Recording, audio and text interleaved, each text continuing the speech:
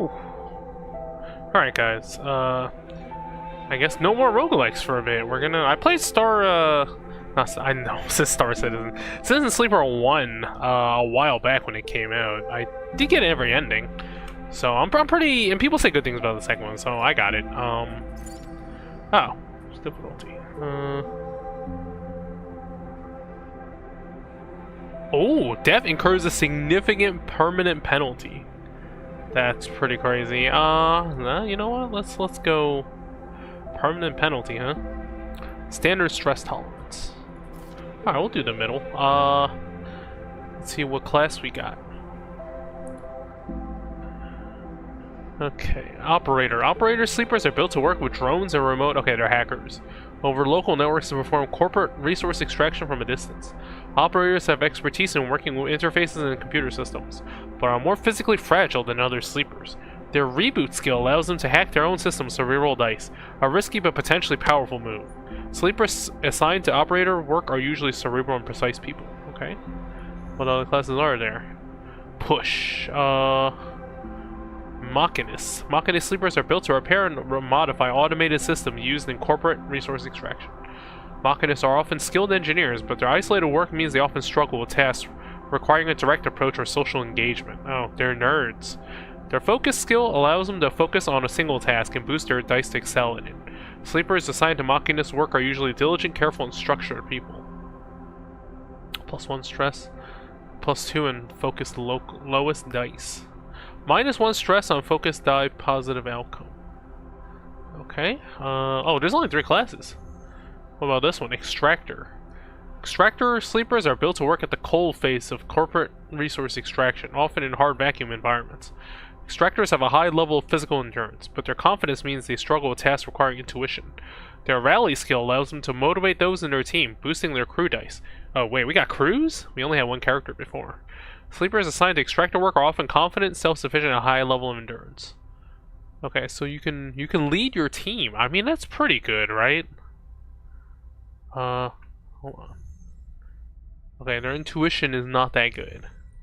But I mean, I think if you're gonna lead a crew, like ideally you want the extractor, right?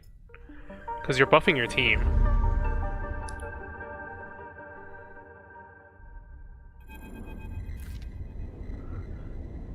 In the moment before waking, the dark space before conscious thought, you struggle to find the pieces of yourself. Sadly, they're too indie for full voice acting. Usually, these pieces come with a particular cadence, each appearing sequentially, like the boot process of an old terminal. First, your body, artificial, compromised, but relaying sense data all the same. Then it's context, the breeze of air filtration, soft contact of your birth in 0G. Alright, we're in space. Then emotion, coming into focus, coming into your body. Bring with it that first instinct, the one that has framed your past 100 cycles, fear. But that familiar sequence does not arrive. Instead, you are unmoored in space, your body distant, your context silent, even your emotions somehow obscured and scattered. Among all that disarray, only one familiar thing arrives, the fear. It is a scrambled, panicked fear, the drowning fear, the falling fear, the fear that makes you reach desperately for any stable point. It is the fear that tells you something is wrong. Something is very wrong with you. Oh, we're not even doing the voice for Wake Up Sleeper? The voice is whispered in your ear, an act that makes you suddenly aware of your head, pulsing in pain, your body rigid with tension. Sleeper, a familiar name, a mind copied, emulated. So yeah, we learned in the first game that sleepers have minds like copy-pasted from people who signed a contract for that. Why do you need to give them like, I don't know, a copied human mind at all? A body built, implanted, one person sleeping, until their debt is worked away. Oh yeah, the person is kept in like cryosleep or whatever, their double being made to work, to be consumed, and eventually to be destroyed. A proxy, an emulation, a sleeper. That is what you are. Okay, we also broke free, but you escaped. You remember that now. Broke free of your corporate creators, S and ARP, in search of a future. You cannot remember the details of your escape, but you know... Are you the same person as 1? Because you did escape in 1 also. All of a sudden you remember you have eyes, and your eyes flicker open. What is this? Lane. Pale eyes and a pale-faced Lane. The name comes with its own specific sensation of fear, one you recoil from instinctively. Sorry to interrupt, sharp sword, but the sentence here. Search your mind for more than a name. Is this how you reward me for my generosity? Lane is leaning over your horizontal floating body, looking down into your eyes. I took you in, protected you, gave you a purpose. Some Yakuza shit? Try to look away to the corners of your vision to find something you understand. Your body does not respond. But I suppose that wasn't enough. He reaches into the pocket of his jacket and retrieves a small vial. This wasn't enough? The vial glitters. It is an object you know and have known for a long time. Stabilizer. The drug that keeps your artificial body, your emulated mind, from inevitable decay.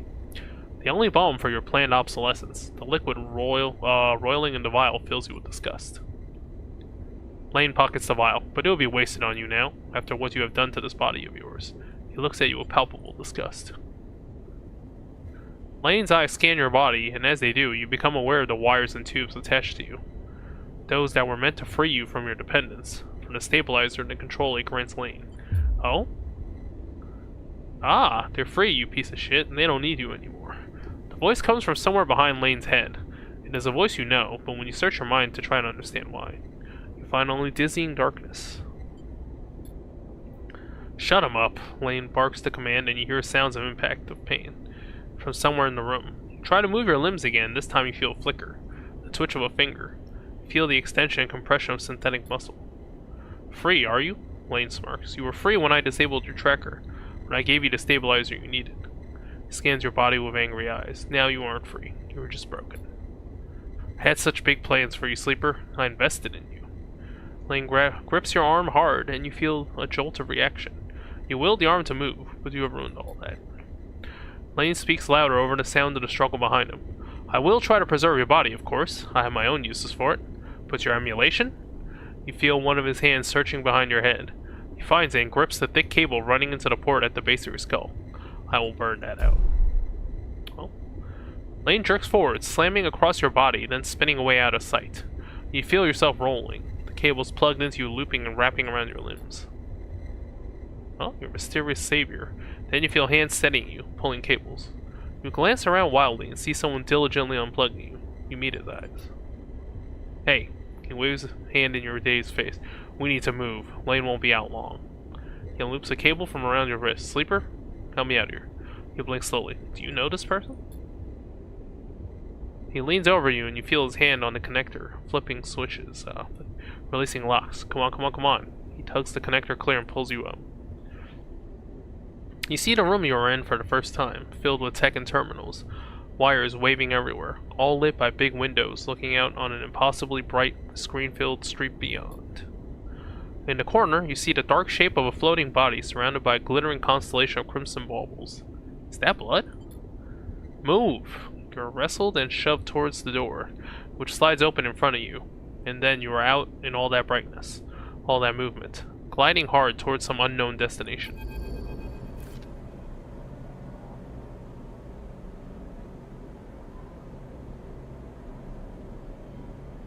Come to a stop in a dark alley. The one who guided you here is pausing to catch his breath. He doubles over beside a massive life support unit that sends a lukewarm breeze across your skin. You stare at him, trying to recall anything about him. You notice his tattered jacket, his lightweight clothes. You remember this station runs hot. Something about the power that flows through this place. He looks up and meets your eye. What's going on, Sleeper? He wipes sweat from his forehead and floats away in a swarm of spheres. Talk to me. Uh-oh, you lost your memories? Amnesia? You see a concerned frown cross his face. Don't mess with me, Sleeper, that's not funny. Comes closer, eyeing you carefully. What station are we on? He narrows his eyes, waits for an answer. You close your eyes, trying to recall. You are forced your way through the dark to the image of a station. No, a city.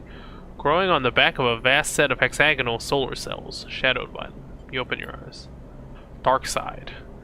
The word leaves your mouth like an exhale, an instinct. Before you heard yourself sound it out, you didn't know it was there. He sighs, and me. Who am I? See something like fear in his eyes. Panic, perhaps. You stare hard at his face, the slight upturn of his mouth, the intensity of his stare. Nothing comes. Closes his eyes and drops his head, putting a hand to his temple. The reboot. He's speaking quietly to himself. Lane interrupted the process and lifts his head and stares at you. We need to keep going. We need to leave. He turns and kicks off down the alley. Come on, the rig can't be far. As you are led through the passages and service ways of the station, you try to recall your life here. The texture and the temperature of Darkside feels familiar, but you struggle to pin specific memories to it. Focusing hard, you recall waking up in these passages, cycle after cycle, the rhythms of the station flowing over you, along with the crowds. You recall desperation and the slow decay of your body that caused it. Then Lane, those pale eyes, offering you a glittering vial, a stabilizer, the promise of supplying more for your work, a deal he locked you into like a cage. There, your memory fails you, but in the dark beyond that moment, the residue of panic, of fear, remains. You were Lane's prisoner, Lane's plaything. You shudder in the cold passage. Wait. Your guide holds up a hand, and you stop your glide using the wall. Ahead, you see the tunnel opens up into a wide, open bay, with a few doors leading to cylindrical tunnels, the docks. They're watching the rig. He nods towards the dock. And you see one of the doors has a couple of figures flanking it. One covered in ornate tattoos, the other with bright silver implants along their cheekbones. Utsubo, Lane's guys, looks at you and shakes his head in frustration. All this. It's not coming back to you, is it? Something catches your eye and you see he is playing with a coin, nervously turning it over and over in his fingers. He sees you looking and slips it away. He places a hand on his chest. I'm Seraphin, alright? He looks pained when he speaks. Lane, he was our captor, both of us. We did this so we could escape. We need to reboot you, to break your dependence on stabilizer. He pauses. You know what that is, right? Nod meekly. But Lane interrupted me back there. The reboot didn't complete, and he sighs and shakes his head. We can still make this work. He looks back at the docks. I'll lead them away. You get the docking bridge open. If we make it to the rig, I know how to get us in. Got that? Search your face for a sign of recognition. What's the rig? Seraphin looks annoyed. A ship. Our ship. Or at least it will be soon. Lane assigned it to us when we were on jobs for him. Get that door open. Pats you on the shoulder. I know you know you can do this. Seraphin kicks off hard and glides into the docks. Over here, shitheads, he bellows to the guards as he barrels through. They immediately push off from the wall, giving chase. Oh, here we go. During scenes, you encounter skill checks, where you can perform certain actions using your skills. Like the dice, actions you will encounter later. Skill checks can have a positive, neutral, or negative outcome. The better the rating of your skill, the more likely you will succeed on a check. The odds of success are displayed when you select the check. Oh, well, problem.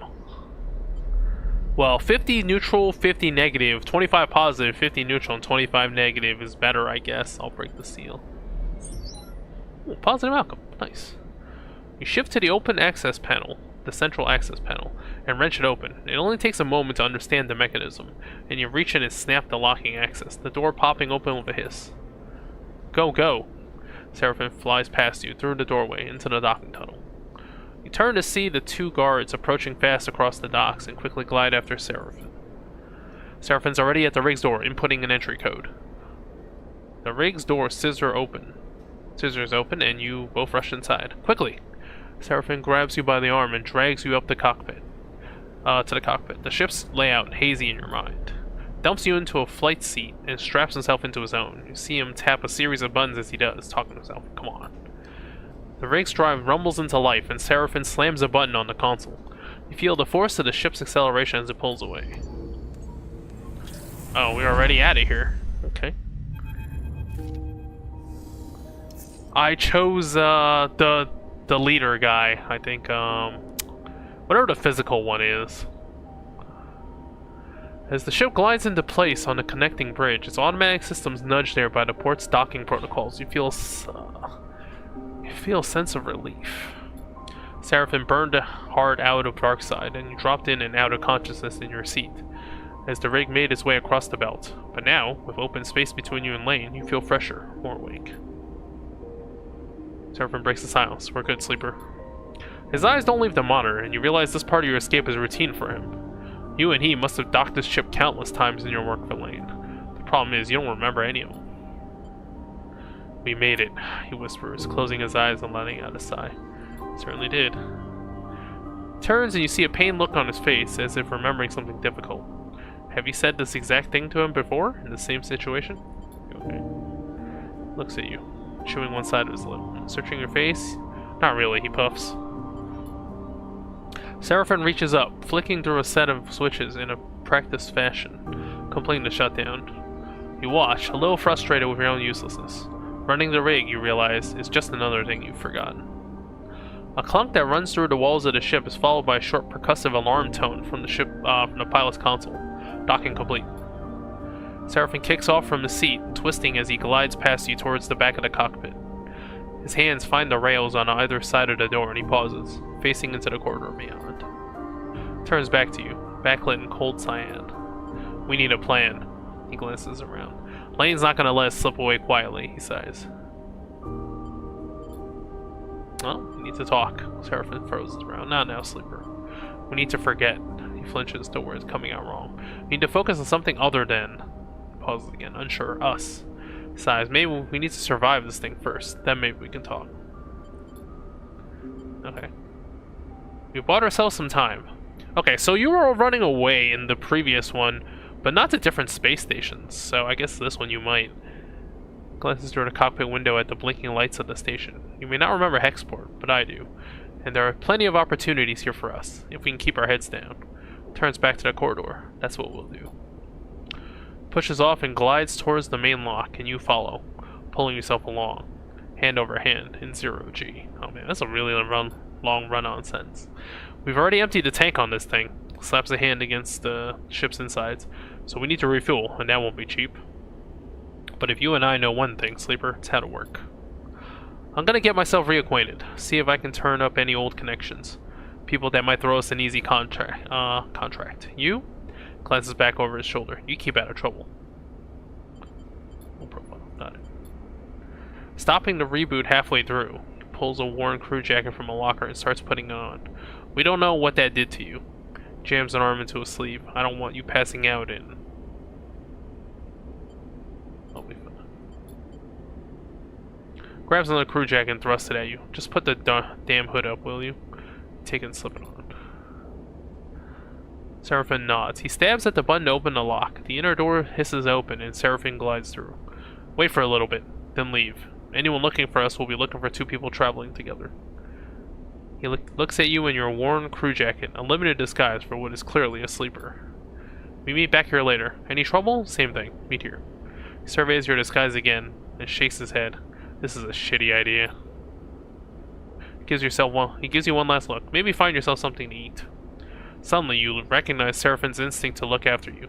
A flash of a relationship now lost to the reboot. Catch. Seraphim throws a handful of something towards you. You manage to grab the projectiles, and when you open your hand, you see a stack of cryo chits. Those should get you some food. We need some more for fuel and supplies. Grimaces. That means odd jobs on the station for both of us. Seraphim kicks and glides down the docking bridge. Don't go too far, alright? He shouts as he leaves. Take it slow. And with that, he is gone, leaving the connecting bridge and heading into Export's docking concourse. You wait for a moment in silence. Alright, what about this guy? It's hard to know what's going on inside Seraphim's head. Here he is, on some hapless escape plan with a friend who can't remember a thing about him. Try to remember how close you both must have been for him to agree to this thing. But it is painful to think about. That's all gone now anyway. All you can do is move on. Shake the thoughts from your head and pull the jacket tight. Let's see what Hexport has to offer. Kick off and glide into port. Oh, okay, here we go. Choices now. Tutorial. Welcome to Citizen Sleeper 2. The game runs in cycles, during which you can perform actions with your dice, use cryo to buy foods, fuel, supplies, and items. Progress clocks towards new scenes and events. You can reveal tutorials at any time. Whatever. Okay, the rig. What is the red? What is the red? Oh, I guess that's where you go to end the day, maybe? Should we go to the docks, or should we go to... Well, I'm spec'd for... I'm an extractor, right? Okay. On the left, you can upgrade your skills to improve skill modifiers applied to your dice when you undertake an action. To the right, you can upgrade your push, the unique ability of your class. When upgrading your push, only one upgrade at each level can be active at once. You can configure which upgrade is active while at the hub. Okay. Do I have any points? I guess not. 0 points available, yeah. Alright, well, I'm not good at, like, the... What are my skills good at? I'm not good at Intuit. So I don't think I want to go to the exchange, right? Maybe better to go to the dock. Okay, you perform actions by assigning action dice to them. The higher the dice you assign, the more likely you will succeed in an action. But your dice will be modified by your skill. Your skill modifiers for the actions displayed on the right will reduce or increase the value of the dice assigned on the action. Like skill checks, dice actions have 3 outcomes: positive, negative, neutral. Each action is also rated safe, risky, or dangerous based on the outcomes it has. The more dangerous an action is, the more significant both its rewards and consequences are. Danger. Oh, this needs Intuit, which I am not good at. This one's risky. Wait, can I guarantee this? Let me see. Oh wow, still negative, even because of the negative Intuit. Okay, so what if I wanna? Yeah, still negative. What if I use a 6? 100% positive is pretty good.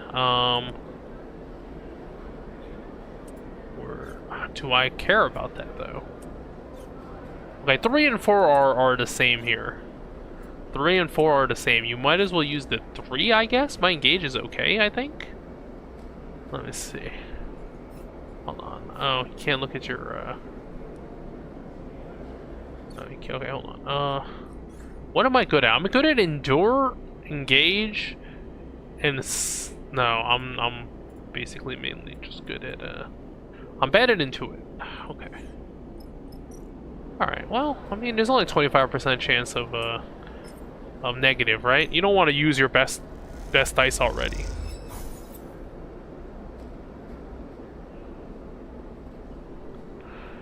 Okay, you progress the clock. Clocks track your progress towards both positive and negative events. Okay.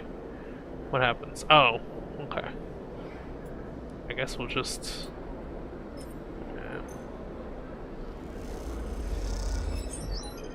Okay, double plus. Alright, we're halfway there. New location discovered. Hold on.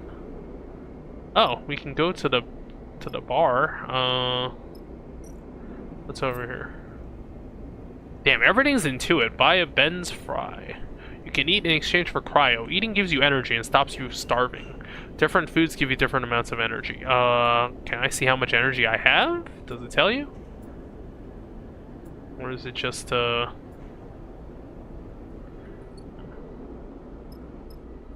Let's look at the exchange, I guess. Oh, danger. This needs engineer. Wow, everything is danger or risky. Hold on. So what am I actually good at? I'm only good at enduring. Engage and engineer is okay. Alright, I mean, let's continue our export connections, I guess.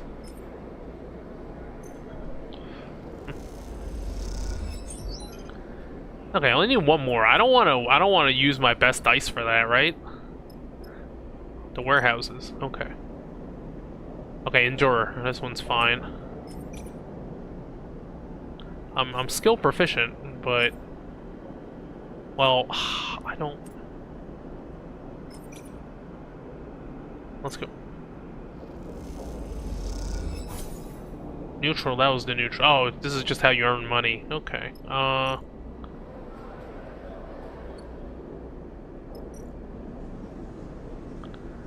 Okay. Impress the brokers. How's this? Oh, okay. Trading scrap. Well, maybe I should do I should give the 100% positive on the danger, right?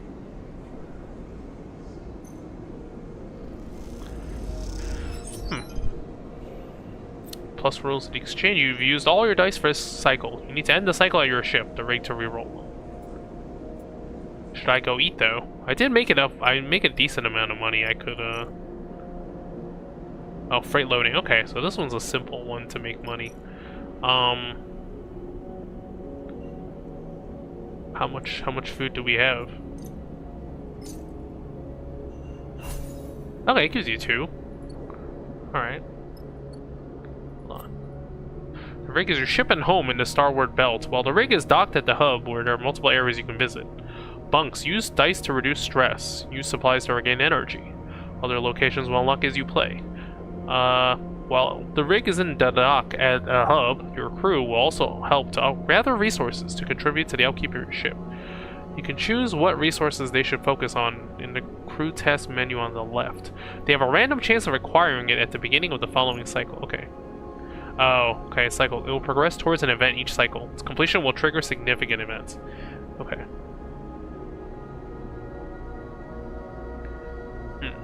Okay. Oh boy. So, okay, so we're on the run. They might get us or whatever, right?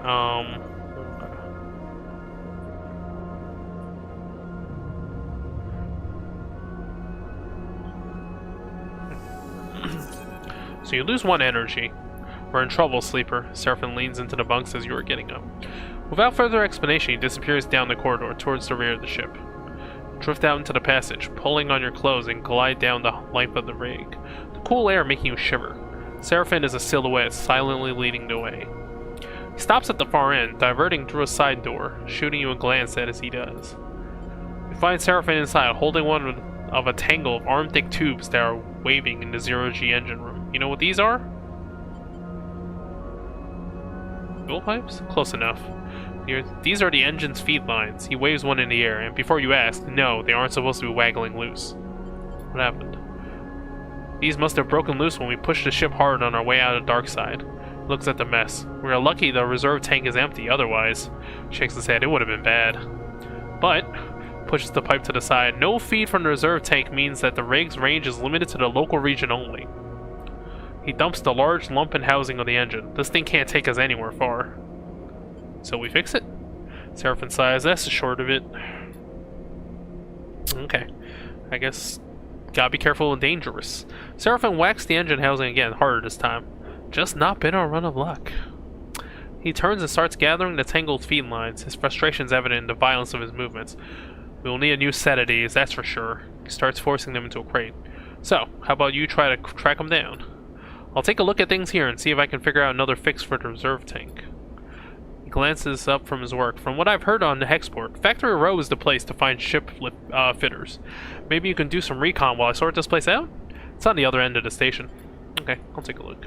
Wait, Seraphim pauses, seemingly unsure. There's something else. Drops the feed lines and they float, waving in the air like tubular seaweed. I've heard word that Lane's on the hunt. He frowns. A message went out everywhere in the local radius of Darkside. He's looking for us.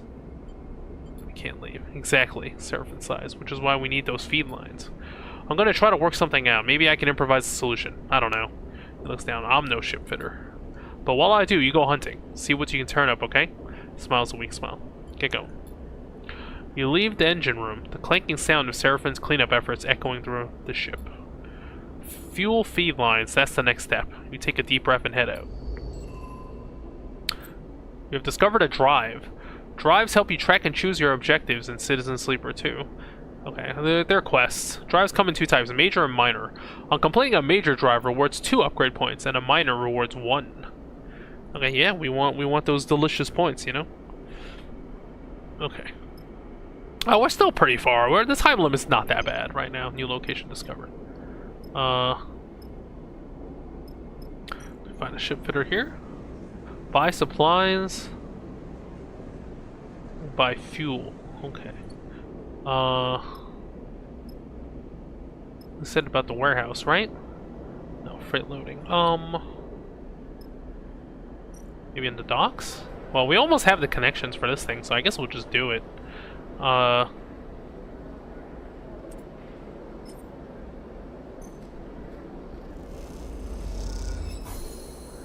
Alright. So we are full on this thing. What happened?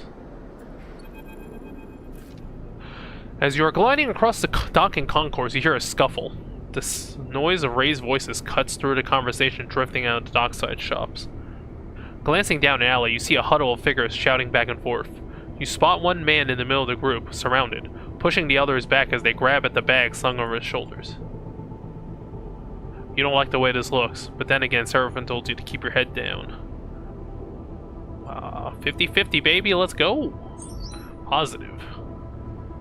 Without thinking, you kick off and glide down the alley, nudging the parabola of your drift so you slam directly into the back of the most aggressive assailant.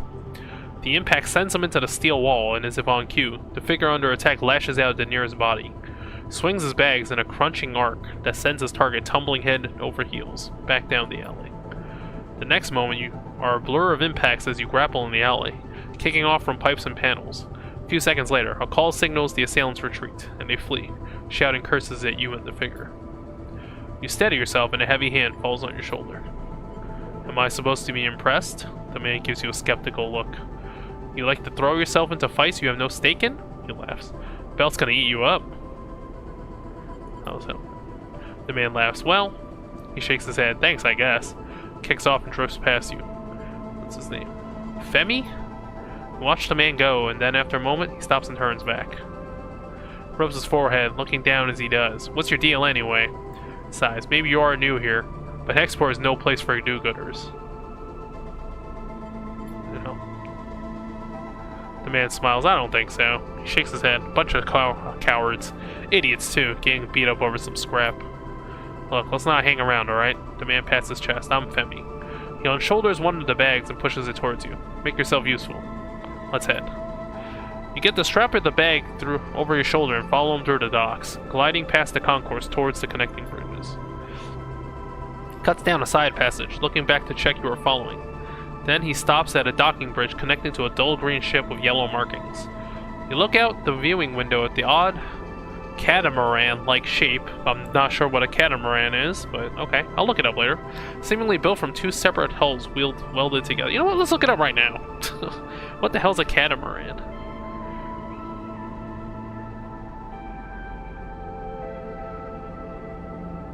I think I've heard the word before, but... Catamaran is a boat with two hulls of similar size connected by a bridge deck. Oh, okay, I've seen this before. Okay, yeah. Huh, it's a weird name. Symbol Crash, he says, and you assume that's the ship's name. Femi, you bring in strays?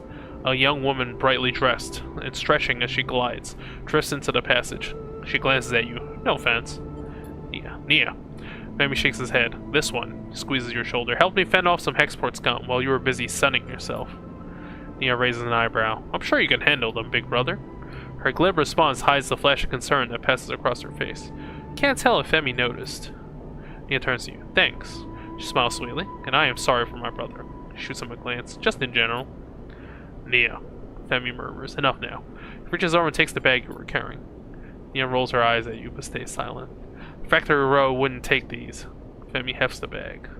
I'm gonna load him back up. Maybe we'll find a use for him. Turns back to you. Thanks for your assist, Sleeper. He nods firmly. Not what I expected. He slaps the button for the bridge door and kicks off the docking bridge on his way to the symbol crash. Nia looks at you with raised eyebrows. I hope my brother was joking. Or did you really help him? I tried. Thank you. She looks back at the ship. My brother needs more help. My brother needs help more than he admits. What do you mean? She tenses. I don't know if... She smiles a tight smile. I shouldn't have said anything. She pauses, thinking, I want to ask you something. She takes a deep breath, then gives you a direct look. What is she building up to? Are you looking for crew? She looks away. Sorry to be direct, but you seem like, well, if you're on Hexport, maybe you're with a crew. She stops herself. I mean, maybe your crew needs crew. Maybe you're looking? I am? She struggles to hide her smile. Nia looks back at the ship, then at you. Look, I'll be honest. Being on a crew with my brother is nice, but he is suffocating me. She frowns at her own bluntness. I'm not a kid anymore, you know, but he still sees me like one. She shrugs. I want to show him I can handle myself. I need experience. I need to run some contracts. Well? She gives you a determined look. What do you say? Think about it. I'm a good salvager, alright? You can use me. She smiles. I can spot things, find gaps, weighs in. If she is into it, I mean, that does cover your weakness, maybe. She folds her arms across her chest. I know what I'm doing. Femi taught me well. She glances back at the ship. Just consider it, alright? Let me prove myself. Suddenly, a shout comes from the ship, echoing down the passage. Femi. It makes both of you nervous. Nia looks in his direction. I should go. She pushes off towards the docking bridge. I'll be waiting. Nia gives you one last glance as she departs, then disappears into the docking bridge, leaving you alone in the passage. Okay, so you get local crew. You can hire her. How much crew can you have? You can buy fuel, you can fill fuel. Okay, well, we can...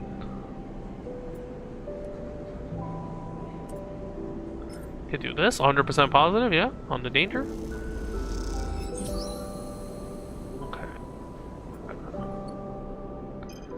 New location discovered. Export canteen. Oh, you can eat it at the canteen. How much food does it give you?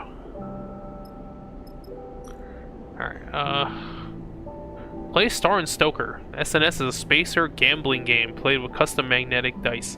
Chips are stashed in symbol-marked cans, and the winning is ruthlessly luck-based.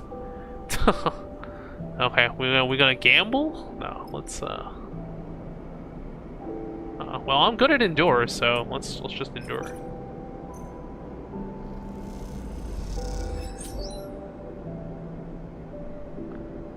Okay, this just gives you cryo, though. Oh, what's over here? Factory row. Okay, we need to... Oh, haul materials. Ooh, okay, hold on. Oh, Intuit's bad, though. Okay, so next time I have good dice, I'll use it on the haul materials. I don't know, 50% positive, 50% neutral? Let's risk it. Ooh, minus energy, trusted supplier.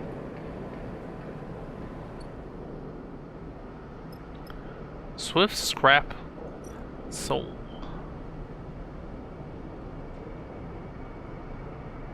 Oh.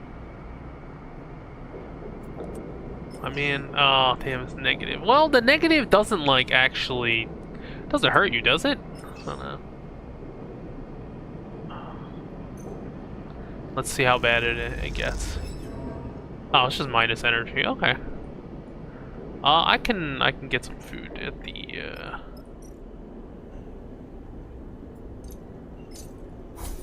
Alright, I'm down.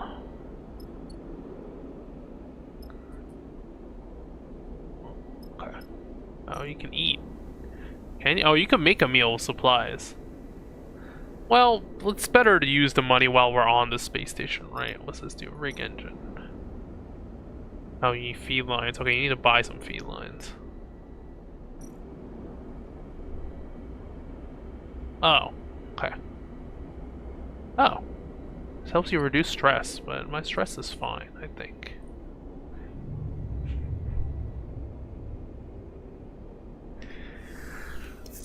Okay. Ooh, got 2 1s this time. It's pretty bad. Okay, this one's not building to anything. It just gets you, it's just a source of money. Supplies. Okay, we have to find the feed lines. Probably here, right? Is this enough? Ooh, we definitely don't want the negative on that.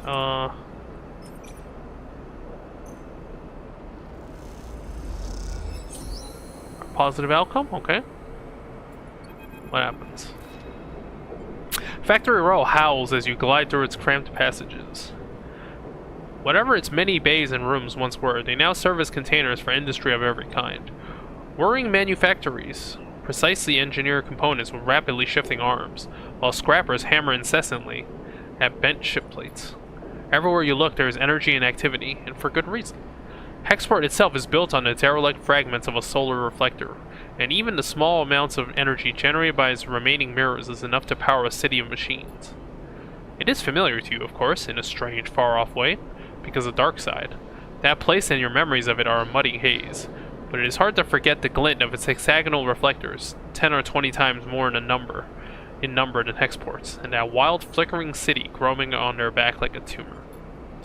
In comparison, Hexport feels provincial, but deep in Factory Row, you can almost be back in Darkside. And then you see them, tubes just like those Seraphim had waved in your face, the feed lines. You push over to the display window of the unit, marked Carson's Supply in block capitals, cut from hull plate. There are amongst the angled shelf of oversized ship components sit the feed lines, like some large biomechanical tangle of snakes. You slip inside, where the sound of Factory Row is a little screened, and spot a large figure working at a bench. Hunch over, concentrating. Seems like he doesn't notice you enter. Impatiently. What was this? Karsten. Well, okay, then the shop is named after him. You let him work, watching as, despite his heavy build, he delicately aligns the components, their layers slotting like puzzle pieces. After a few moments of observing the process, he turns his head a little towards you. Can I help you? His accent is heavy but unknown to you. Those feed lines, how much? There's a sharp clink as Karsten places his tools and components against the magnetic plate on the wall. Turns with surprising grace and begins cleaning his hands on a cloth. Those sharp eyes scan you, but Karsten's thick-set features do not betray the results of his assessment. Custom built those, for a client that never collected. He looks at his hands while he speaks, checking for stray oil stains. You have one of the old MEVs then? He sounds out the letters in a way you don't recognize as he speaks. You try to recall anything you know about your ship, but the memories elude you. Perhaps Sherivan should have come along. I think so. Karsten squints a little. Right. Look. Karsten drifts over to where you are standing, his opposing height evident. For a fellow enthusiast like you, he continues in a distinctive way. Let's say a few hundred cryo on clean chits. Shoots a glance at the feed lines. 400, let's say, to be precise. Well, I don't have 400. Karsten looks you up and down and sniffs. It's expensive, I know. It's a shame. But it's just what they're worth. Screws up his mouth a little, into something that might be a smile. However, I'm more of a bartering type myself. Barter sounds good? Karsten nods sagely.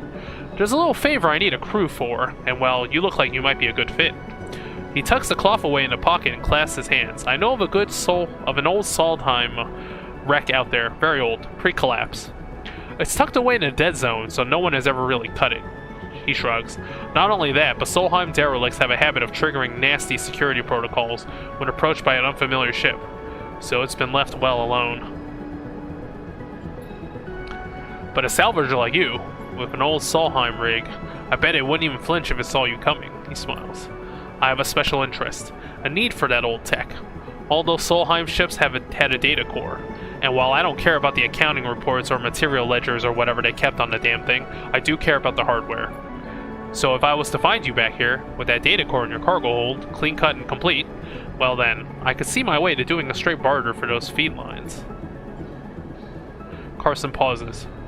Sniffs at the air again. You just need the coordinates.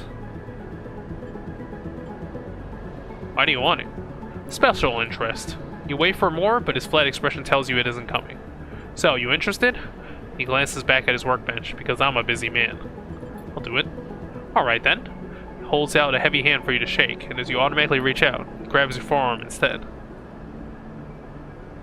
Karsten pulls you closer, squeezing your arm. Let's keep this one between us, alright? He half smiles, his face huge and close. It's our deal. Before you can respond, he thumbs a little drive into your palm. Those coordinates. And then he lets go of your arm, with what you swear is a wink. Take a moment to gather yourself, and by the time you do, a whirring fills the air, Karsten having returned to his workbench. You turn and glide out of Karsten's supply with a growing mix of anxiety and excitement in the pit of your stomach, and the cacophony of Factory Row in your ears. A contract. Seraphim might even be impressed.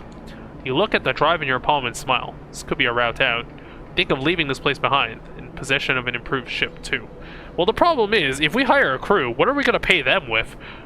Because we're just trading the chip for the feed lines, right? I mean, I guess there's other salvage on the ship, but suddenly a small but firm hand falls on your back, an equally small voice coming with it. Hey, wait up. You turn in the passage to see a young woman. Her hair waving from the rapid glide she clearly just came out of to catch you. She steadies herself using her shoulder. Sorry. She smiles a quick and flat smile, wanting to catch you. I'm Judy. Her dark eyes flick around nervously. You notice the portable terminal she carries. Something data scrapers call a deck, and her backpack full of components and trailing wires. What's up? Karsten. She starts, still catching her breath. He sent me to grab you. She smiles that flat smile again. Wants me to come with you on that job. Her eyes shoot down to the drive in the palm of your hand. She smiles again. Why didn't he tell me? She glances back towards Karsten's. I guess he forgot? He does that sometimes. She looks sheepishly at you. He just grabbed me after you two were done talking, so... Karsten's always sending me on things like this. I guess he wants me to help you out. Keep an eye on things, she pauses. I can be pretty helpful. So... She looks around the passage. Should I meet you at your ship? And you can tell me when you're ready to go? Sounds good. Okay, great. Her eyes light up. She notices she still has her hand on your shoulder and takes it off. Still looking forward to working with you. She calls back as an afterthought. What about the ship? Oh, I'll find it. She calls back and disappears. We watch her go, glad with the contract but nervous too. I think we should go back and make sure that he did send her, because that's like sus. I don't know about this sleeper. Oh wow, we're just... Oh, never mind, you don't even get a chance. Seraphim looks nervously out of the rig's window as you finish explaining Carson's deal, as well as Junie's offer to help. If this job was easy, Carson would have done it himself already. That means there's a catch. He frowns at the stars, and there's definitely something going on with this Junie girl. He shakes his head. She would be useful, though, no doubt. Seraphim shakes his head, and we desperately need help on a job like this. What if? Seraphim narrows his eyes. We could get the crowd together to buy the felines. Why? Carson wants to barter. You're right. Seraphim sighs. I just can't shake the feeling of wandering and blind. Plus, Seraphim gives you a sly look. I did manage to turn up something in my station wandering. I found a contract board at the exchange, further station. In station. He gestures towards export. We take on a job? That might get us some of the way towards buying those felines. Plus, even if we do want to take Carson's job, a bit of money to get ourselves prepared wouldn't be a bad idea. Fill up on fuel, supplies, be ready for whatever comes. Do we have time? Probably not, but without cryo for fuel and supplies, we aren't going anywhere. Just take a look at the contract board, see what you think. While you're at it, you might want to see if you can scare up some freelance crew too. Seraphim shrugs. Many hands make light work and all that. We stop messing around. We take Carson's job right now and get it done before you can think twice. Seraphim yawns. Seems like a whole set of bad options to me. Either way, I've still got work to do on the drive. Seraphim nods a farewell, heading back to the engine room. Let me know when you decide. For a moment, you pause, letting the haze of plans and ideas settle in your mind. Suddenly, you curl up, pain shooting along your spine. You grit your teeth, your muscles lock tight. Your vision narrows as you squeeze your eyes shut. You feel a shift, as if some connection is broken. It's almost impossible to describe, like you're floating away from your body, dispersing, dissolving. There's nothing familiar in the pain, nothing to hold on to. You grit your teeth. And then another shift comes and you are back in your body, trembling against the metal wall of the passage. The pain slowly fades, becoming a pulsing throb, and then a residual flicker. You flex in 0G, stretching out the tension. There's a strange sensation of distance that persists beyond the pain, a disconnection between your body and yourself, a flickering numbness that refuses to recede. You wonder if the reboot has done something to your body, or if this is some new sensation you want to live with indefinitely. It strikes you that you know so little about the body that houses you. It could be moments away from collapse, or it might persevere for countless cycles like this. Try to shake off the feeling, pushing your hands against each other until they feel like they are yours again. Time is the only thing you need, and right now, it feels like it's running out fast. You head for the airlock. You have work to do. Oh, new contract, okay. Recruit local crew. I mean, we have a few, right? We already have a few. Oh.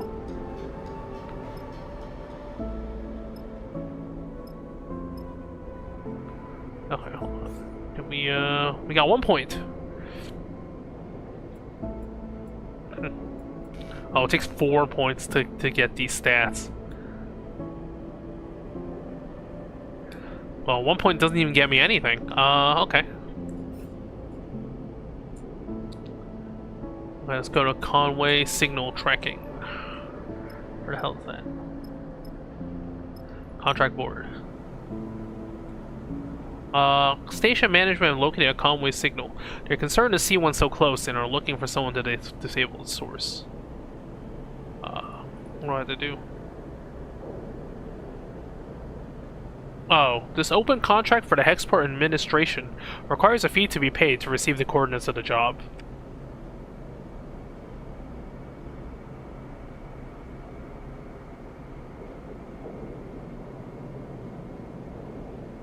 Hold on, you have to pay them money to take the job? That's so weird.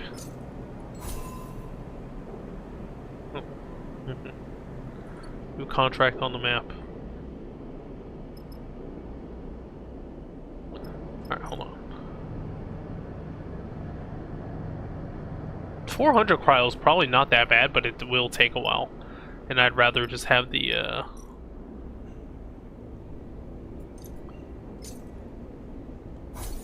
Alright, let's supply up, I guess. Takes 25 cryo to fill on fuel. How much fuel do we have? Oh, we need 5 fuel. Okay. Each supply is 45? Oh, I mean it's 15? Okay.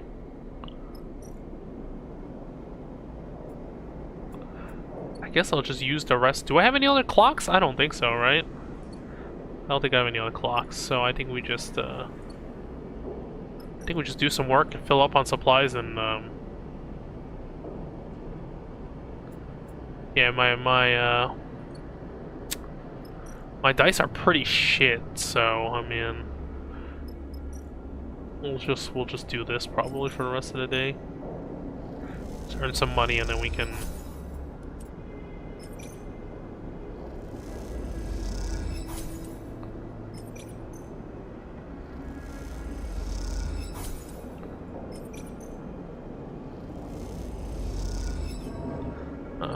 took some negative energy, but that's okay. Let's fill fuel. Yeah, we'll fill up on fuel and supplies.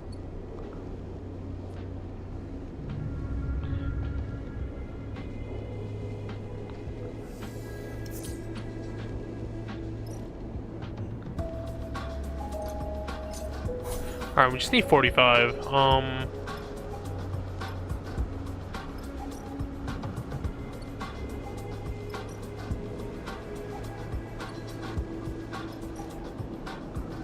Is there a risky, let's see.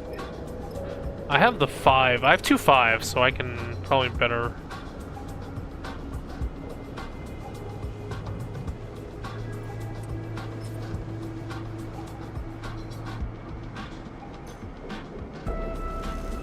This probably pays better than the other thing, right? 12 alk, 12. Okay, that's exactly enough.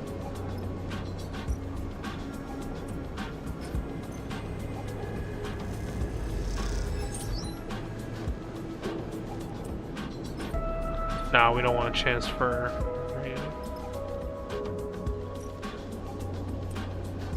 I guess we'll just use the rest of them for working, and then we can.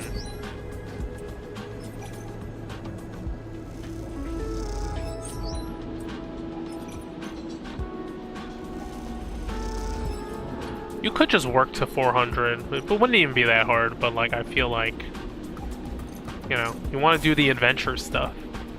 Okay, can we head out? How do we do the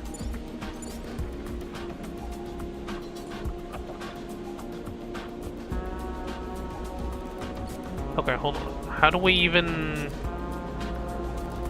this?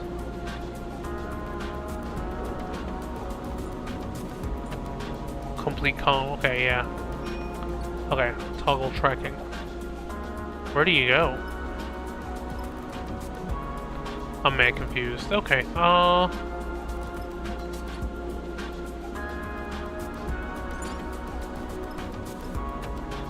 you have to do it on a new cycle?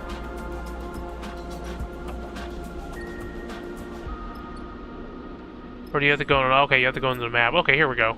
Contracts are high-risk, high-reward jobs that you and your crew can take on. Contracts require preparation and care to succeed. You'll need to gather fuel to travel to the contract, gather as many supplies as you can afford, look for opportunities to recruit crew, consider which crew to take carefully. They have different skills and stress resistances, and those who you choose can affect the story. Okay.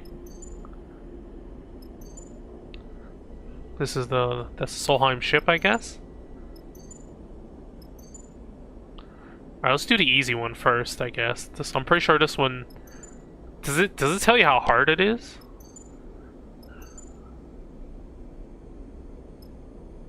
Oh yeah, the Solheim one's danger. And this one's risky.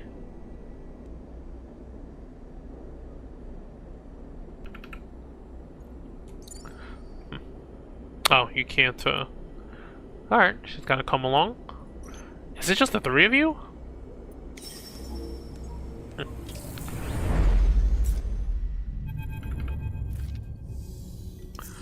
It's a drone. Seraphin spots the signal source first, the light barely shimmering off its dark hull plate, a design trait that betrays its covert use.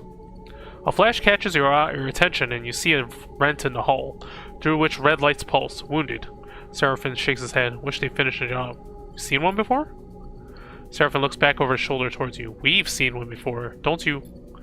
He sighs. Sorry, I know this isn't your fault.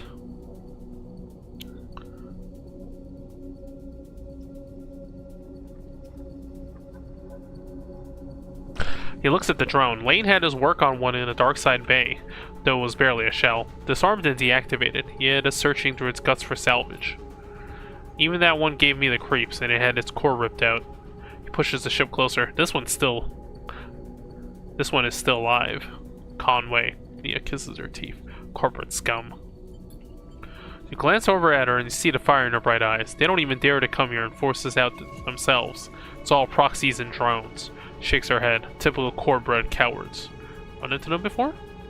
She glances at you. You might say that. She looks out at the drone. You won't see me taking my eyes off that thing for a second. Seraphim carefully guides the ship closer. You watch the drone. System is full of those things now, running missions for their operators. Rare to see one out in the belt, though. Maybe got hit during a run-in with Senestat Mercs. Looks like it's drifting. Most of the system's blown out, but look, there. He jabs a finger towards a red light on the far side of the drone. Still broadcasting. Maybe even receiving. How do we shut it off? Seraphim brings you closer. What I remember from the dark side job is that the central core and the broadcast array need to be shut off to kill these things. Core will turn off local systems, and the broadcast array will sever the link with the Conway operators. But you can bet those systems are protected. Let Seraphim explain. Your attention is suddenly drawn by a shudder from the drone, like a tremor running along its length. This thing is raked to blow, Sleeper. He frowns. We go slow and careful, and we don't touch anything we don't know about. Turns back to Nia. You hear that? I got you. She just looks sincere. Seraphim brings the rig to a stop, close enough for you to cross through open space to reach the drone's hull. Let's suit up. You head down to the airlock to prepare. As you get suited up, you think of the corporate war taking place in the inner system. The war that this drone was driven from. Out here, on the shore of the conflict, the biggest danger is that this flotsam and jetsam, drifting in with the tides and orbits of the system might in one cycle bring the war with it. For now, the belt is outside of its reach, but looking out at the red pulsing drone, that doesn't give you much comfort.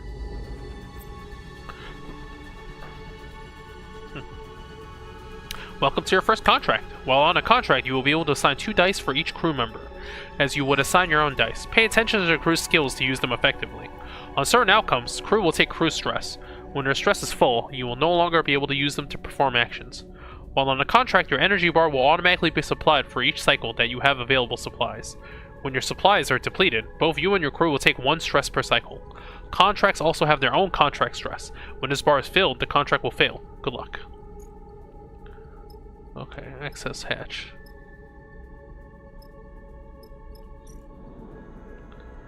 Okay, identify route.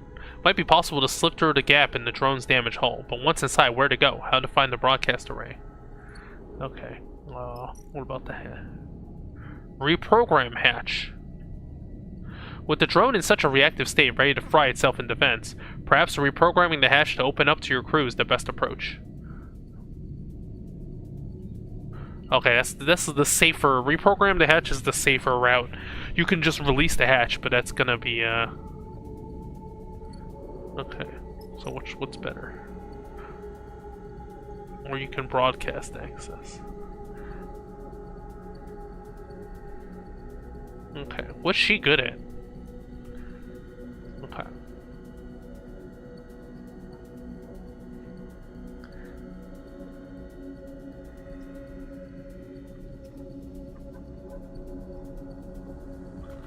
Oh, it needs Intuit. She's good at Intuit, so is this gonna be enough? 100% positive, go for it. Okay. The other one requires Endure. Well, that's good for me, right? We're both Endure. Me and Seraphim are both Endure, actually. Well, hold on, let's check the other side first. We're gonna have to... Interface Engineer. Is he Engineer? No, neither of us are good at engineering. None of us are good at interfacing either. I guess we just endure, I guess.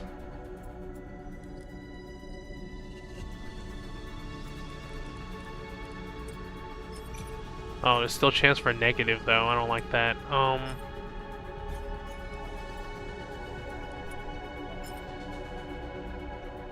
Oh, he doesn't get a bonus to endure. Okay, well.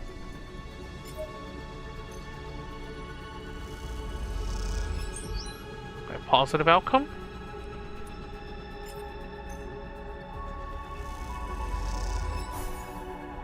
The drone's dark hull plates give under some pressure. Opening starts to take shape. Okay.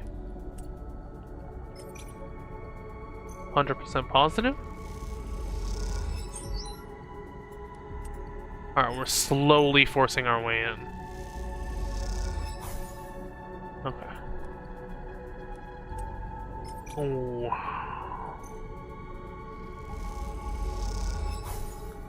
Okay. But I don't get that much, though.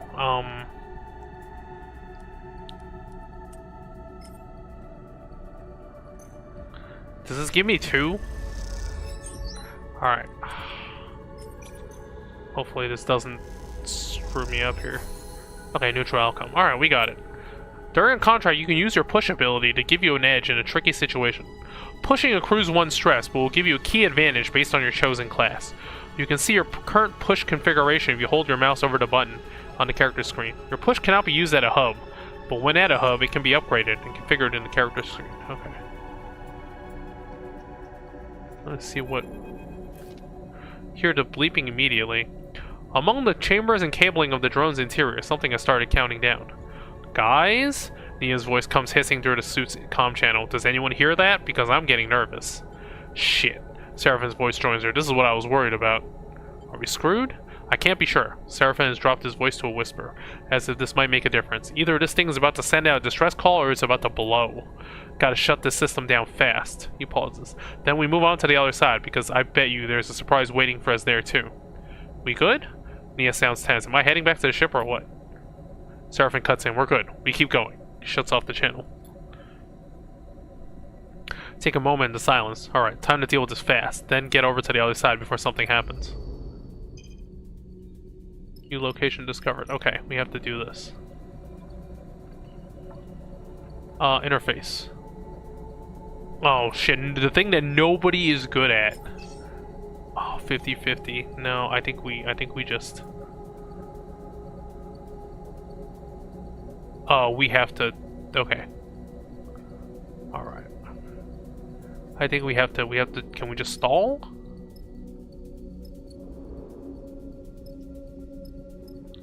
Okay, we end the cycle.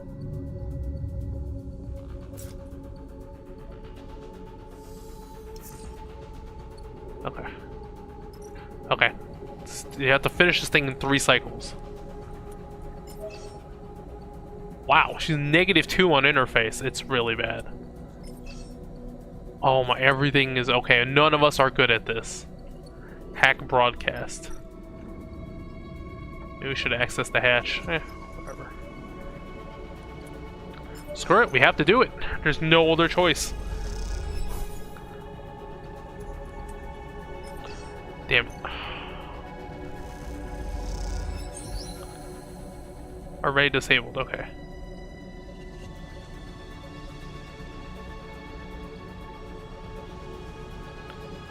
Okay. Alright, so now we have to do this other part. No.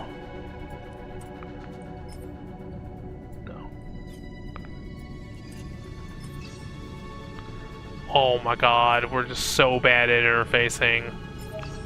We're so bad at interfacing. Okay. Hold on. How do I do the... What do I do with the push? But this gives stress. I don't like that. And it would only give me a 3, which would not even help. Oh god. Are we screwed? This might be really bad.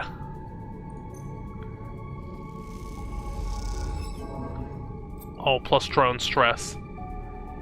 As your stress increases, you will have a higher chance of taking damage to your action dice each time you roll them. Okay. Well, that thing's rigged to blow.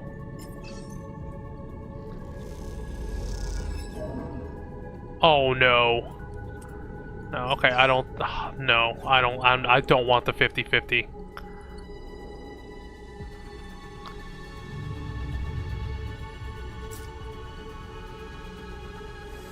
Yeah, interface is the thing we're no good at. Okay, 100 positive.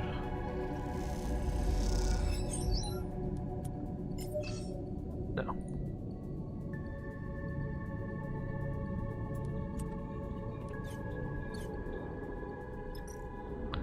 Okay, no, we do this.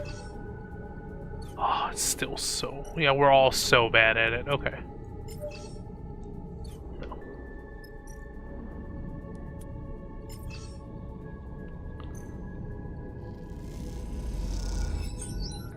Okay.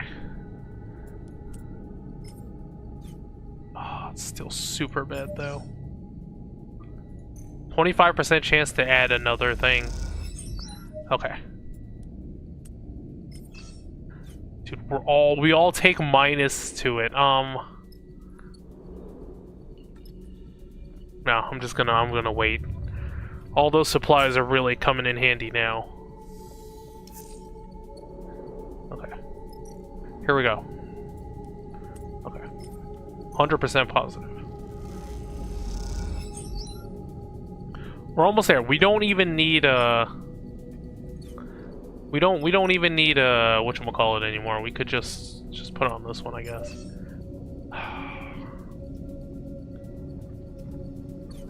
Damn it, it's why don't I can't release their dice for some reason. Okay.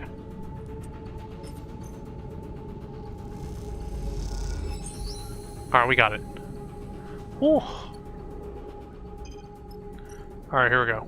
Please no more interfacing. Okay, Intuit, she's very good at that. In the core, you see the drone is running on backup power. Okay, yeah, we just have to... just 2 of these? 100% positive, we got it.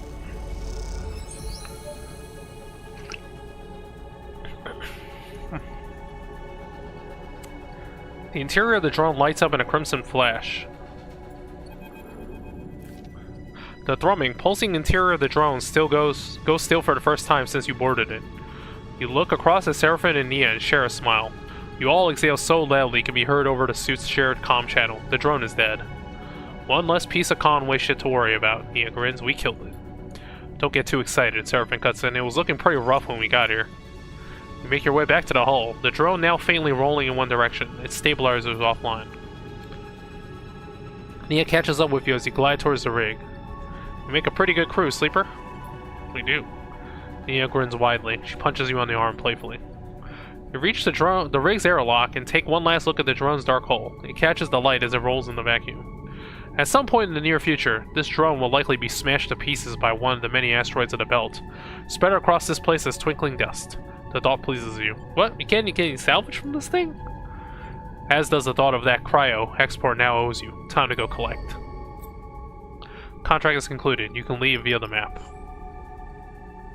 You are now traveling back to the hub. Once you leave, you will not be able to return. -5 stress during travel. Nice. No stress, please. Oh, this is why you need a hacker with you when your 2 main characters don't have hack. Nia leans over to you. Thank you, Sleeper. She stretches. I know you took a chance on me. Glad to have you. Nia smiles an infectious smile. Feels good to make a contract work, Seraphim smiles, no matter how we pull it off. It's hard not to agree, and it feels better when the Hexport courier comes with a lockbox full of shits. Lane may still be hunting you, but this should help the effort to slip his net. Suddenly you hear a familiar voice. Nia. Femi glides into view, approaching from the dock. Fixes you with a stare. What are you playing at, Sleeper? Nia wanted to come. You go to speak, but Nia drifts forward, cutting you off. Don't come throwing your weight around, Femi. I can make my own decisions. She glances back at you. Sleeper took me at my word, and I'm grateful. Femi's fuming. Did they now? He turns to you. Well, if you're working for Sleeper, I hope they paid you well. Nia looks away. Well, I asked, so Femi smiles. Oh, so they aren't paying you. Seraphim crosses his arm. Let's keep this civil. He realizes the first time he is meeting Femi. If we are being civil, seems like Nia is owed her share. Femi fixes you with severe look. Yeah, she did her work, and she, like, literally risked her life. I mean, we could have all been exploded on that drone. Like, give her a share. Grab around a quarter of the chits from the lockbox and hold them out to Nia. She takes them sheepishly. Alright then. Femi smiles. We're good here. Turns to leave. Nia mouths says sorry and follows Femi across the docks. Seraphim watches them go. You sure know how to pick 'em, Sleeper. He shakes his head. He turns away and heads back along the docking bridge. I just hope we aren't going to end up a stack of cryo short when we need to get out of here. I mean, she risked her life, man. You kind of owe her. Just completed a drive and earned an upgrade point. You have push upgrades available. Do I want to? Oh, it's -2 crests. Oh, you can give everyone, Okay, so you can give everyone +1 onto a fit. You can give one person's... If their dice is, like, really bad, I guess you can... That's pretty strong, actually. Yeah, I'm gonna confirm this upgrade.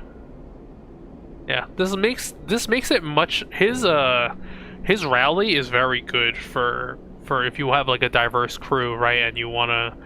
This comes in handy. I mean, having permanent stats is very good, too, but taking 4 points each is crazy. Okay, we're halfway away from something really bad happening, so let's let's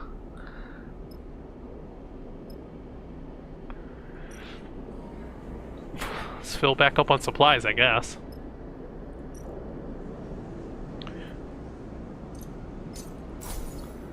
Okay. We'll work the rest of the day on the thing.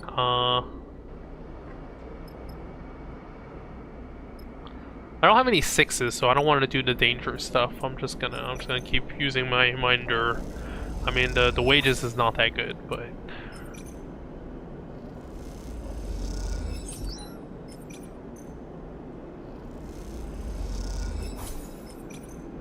the negative is you lose one energy.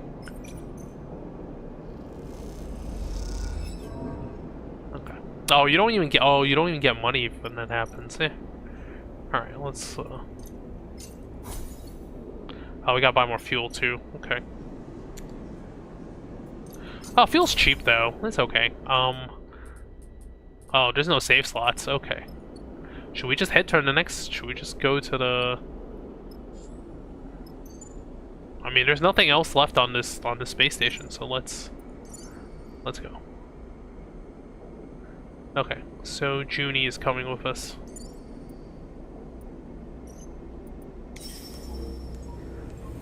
Okay, let me take a quick break here. I gotta go fill up on some water. I'll be back in a few seconds. Be right back.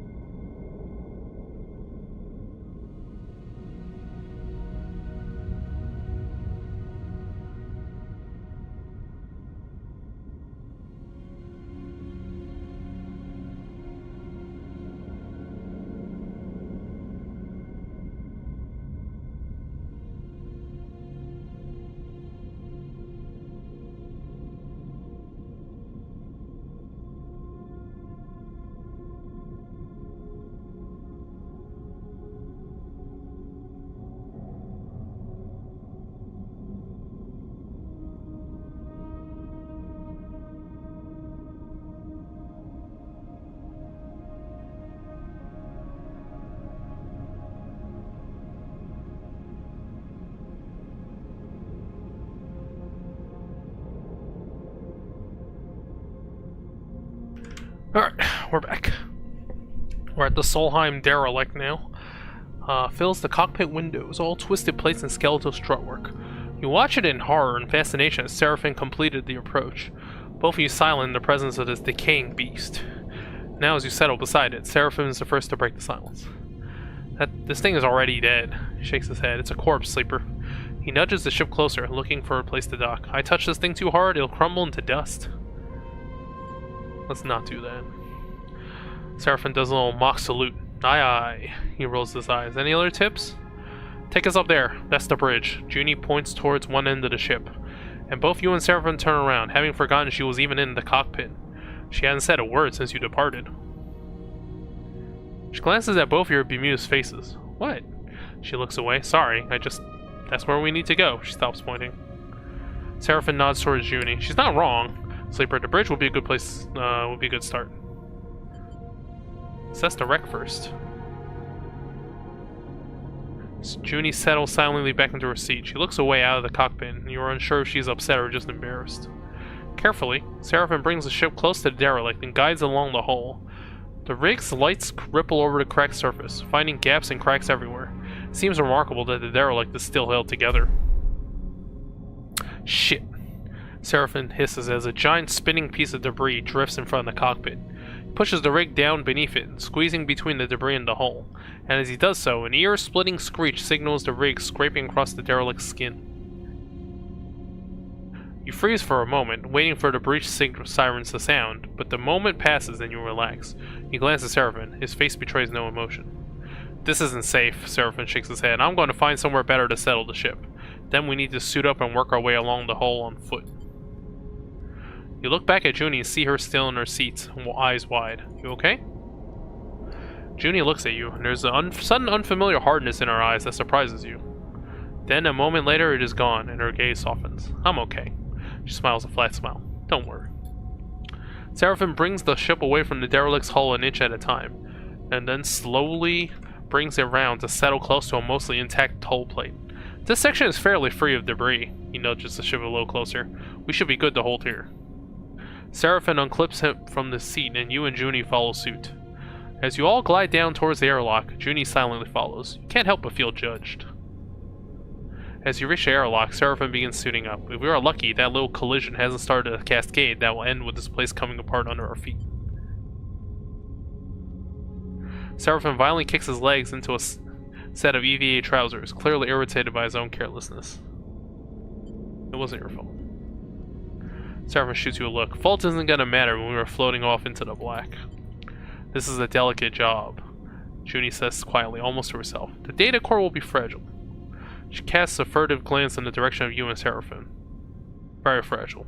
Understood. The rest of the preparation process takes place in tense silence, each of you considering the delicate job ahead. You suit up too. Though you don't need a helmet to breathe, you slide one on and lock the seals for protection. This wreck isn't going to give up its salvage easily. The core should be near the bridge, maybe even inside it. But there's a lot of wreck here, and there might be good salvage tucked away in the cargo hold. Once the suits are on and the seals are checked, you cycle the locks and stare out into the vast expanse of the twisted hulk before you. Time to go to work.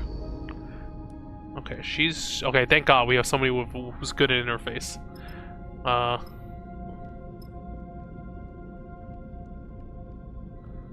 What's this? Corroded airlock. Oh, you can force the lock if you want.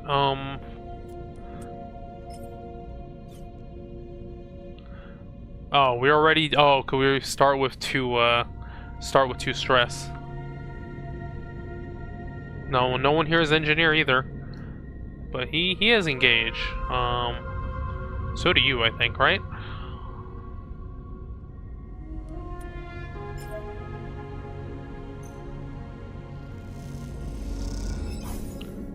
Oh. The contact stress has triggered a crisis. The crisis will add 1 contract stress per cycle unless resolved at the crisis location. What's happening with the location? Okay. Oh, we have to do this quick then. Okay. Okay. Problem.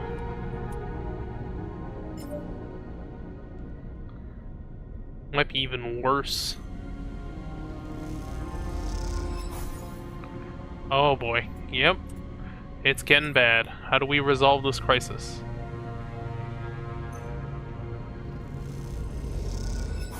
Oh my, yo, we are getting wrecked so hard. Okay.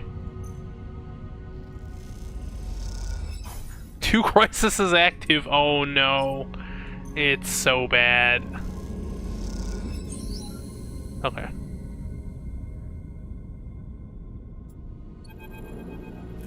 Okay, the bridge of the derelict lies silent. The pale beams of your suit's lamps catch rows of terminals in clouds of glittering dust.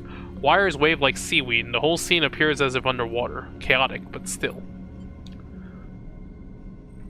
Junie glides past you, disturbing the dust and taking you by surprise as she does. She has been a stoic presence so far, but in this moment she seems drawn forward by some force of curiosity. You watch as she bats away some debris and begins checking terminals. Good work. She is already prying an access panel off one of the more intact-looking terminals. As she does, puffs of red dust color the vacuum around her red. She turns back to the terminal and finishes prying off a plate. Then quickly, she reaches inside, fishing around for something. Her hand comes back out with a waving cable topped with a thick connector. As soon as she sees it, she slips a keyboard-sized deck out from somewhere on her person. She runs her hand across the back until she finds the right port and slots in the connector. All this happens in a few seconds. The routine, practiced, and precise. It's hard not to be impressed. Not your first Solheim ship? She glances at you, a nervous look on her face. Does she think you are accusing her of something? Shakes her head and goes back to her work. Junie's fingers dance across the deck's keyboard, and a burst of static lights light up the Solheim terminal screen. The sudden burst of light and color takes you by surprise. Junie's fingers tap away, the terminal screen flashing with blocks of color and lines of code. It buzzes and vibrates. Its long-dead systems force back into chaotic life. Then all at once, it goes dark. The terminal is dead. Shit. Junie hisses beneath her breath. Useless. You cannot tell if the insult is directed at the terminal or herself. Find anything? She looks up at you as if she was just waking from a dream. No, she pauses. Nothing useful. She protectively slides her deck away. The cradle with the data core can't be too far. She pushes off from the terminal, gliding away from you. I'll start looking. She calls back and heads to the other side of the bridge. Seraphim glides up beside you. Everything alright? What do you think of Junie? The kid? Seraphim shrugs. You'd know better than me. Keeps to herself. She squints at her retreating form. Seraphim stretches in his suit. I have to admit, it's nice to be back working, especially now that we are the ones who will reap their benefits. Claps you on the shoulder. Feels good to be taking our fate into our own hands. I know it's pretty rough out there, back on Hexport, and out here we're just as likely to get shredded by debris as find the damn data core. But aren't you glad we made a break for it? He pauses and looks down, having asked the question almost by accident. I mean, I am. I just don't want to speak for you. Glad to. Seraphim smiles. You better be. I didn't give up that little dark side cupboard I was living in for nothing. Laughs at his own joke. Look. Seraphim checks his suit's wrist seals. Once we got a bit of space behind us, once we gone the distance, if we even managed to get that far. He furrows his brow. Don't feel like you owe me. I'm no charity case. You want us to go our separate ways? Fine by me. He meets your eyes. Just do me the favor of telling to my face. That won't happen. Well, after a moment, he shines the torch out into the dark, checking the rows of terminals all across the bridge. You watch the glittering dust as it eddies into the beam. Seraphim sighs. Let's get to it. You watch as he crosses the bridge, his torch probing the dark corners. Okay, I guess this wasn't made in America, because they call a flashlight the torch. You feel a chill rush through your body as you imagine the people that once ran this ship. The Solheim crew, surely long dead. What was it like before the collapse? Before the collapse, when this system was their jewel in Solheim's crown. It's impossible to know. That history is lost to you now. All you can do is pick what you can from the ruins. Oh. Oh, okay. Oh, this is the crisis shit. Okay, can I Oh, I can push.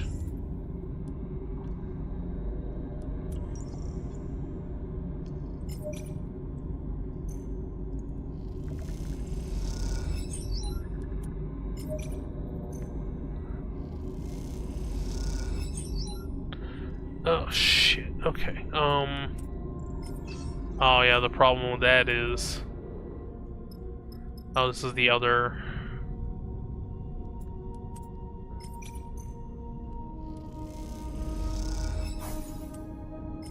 Okay, we have to... Freaking... Alright, we have to... Oh, man, if I knew that's how it worked, I wouldn't have done the thing, but... I mean, it's too late now. Okay, we used up all our dice. We're gonna get too stressed now, which is really bad. Yeah, it's gonna get into the next crisis if we don't fix these things. This should be good. Oh, I need one more? Are you serious? Okay, well. Hopefully this is not one stress. Okay, we got it. Alright, we only got one crisis now.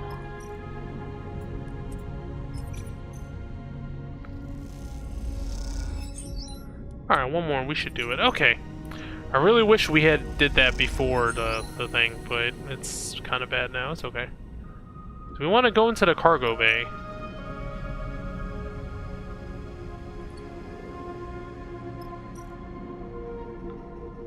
Okay. Endure. 100% positive. Very good.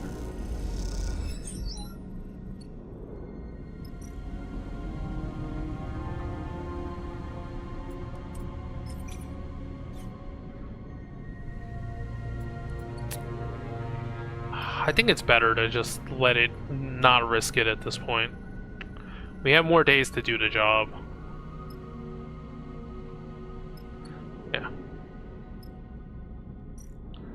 Oh, you can sleep to get stress? Can you do that? Oh, no, you can't. Okay. The ship's not getting stressed when this is happening, so we can, okay. Reboot the system.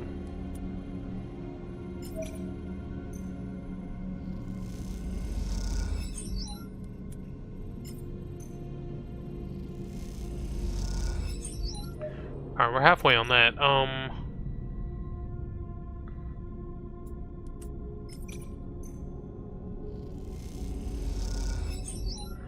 we only need one more. Okay. Oh, but this is the danger one.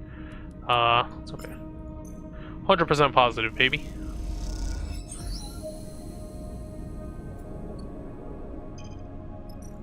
Get some salvage.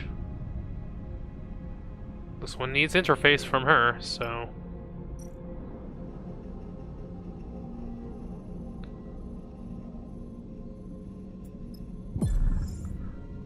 Okay.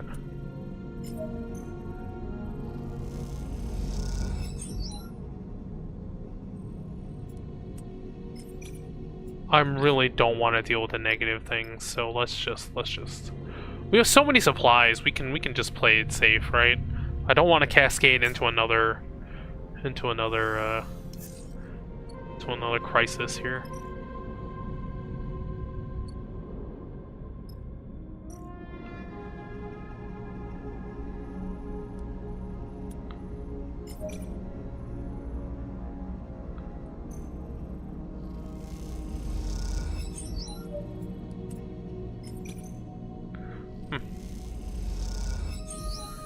Alright, we did it. Oh. We still have to do this? Oh boy. Definitely don't have the engineer. It's all gonna come on Junie. Because we don't have engineer, right? I was 100% positive. I guess this is fine. Okay. Yeah, it's all interface and engineer. I don't want to deal with that, so...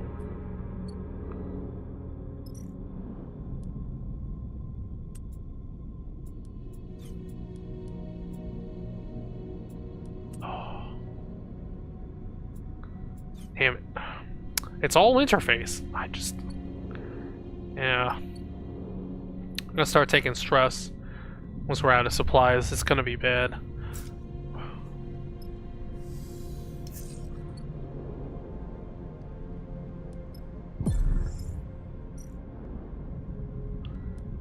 Okay.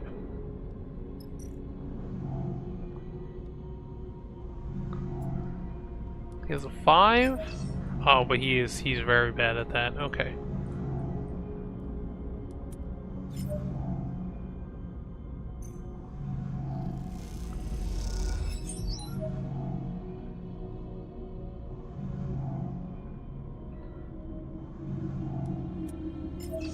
No. Damn, it's all interface. God damn it. Okay. I could try slicing the core.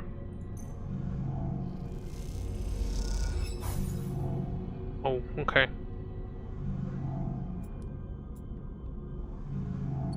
Got one supply left. It's so annoying that this is the only way to do it. Like, all my other dice don't mean anything.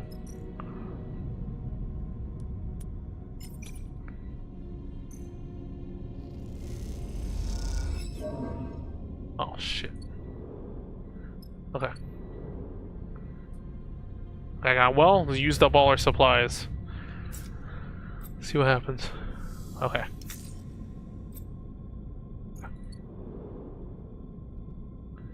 Alright, finally.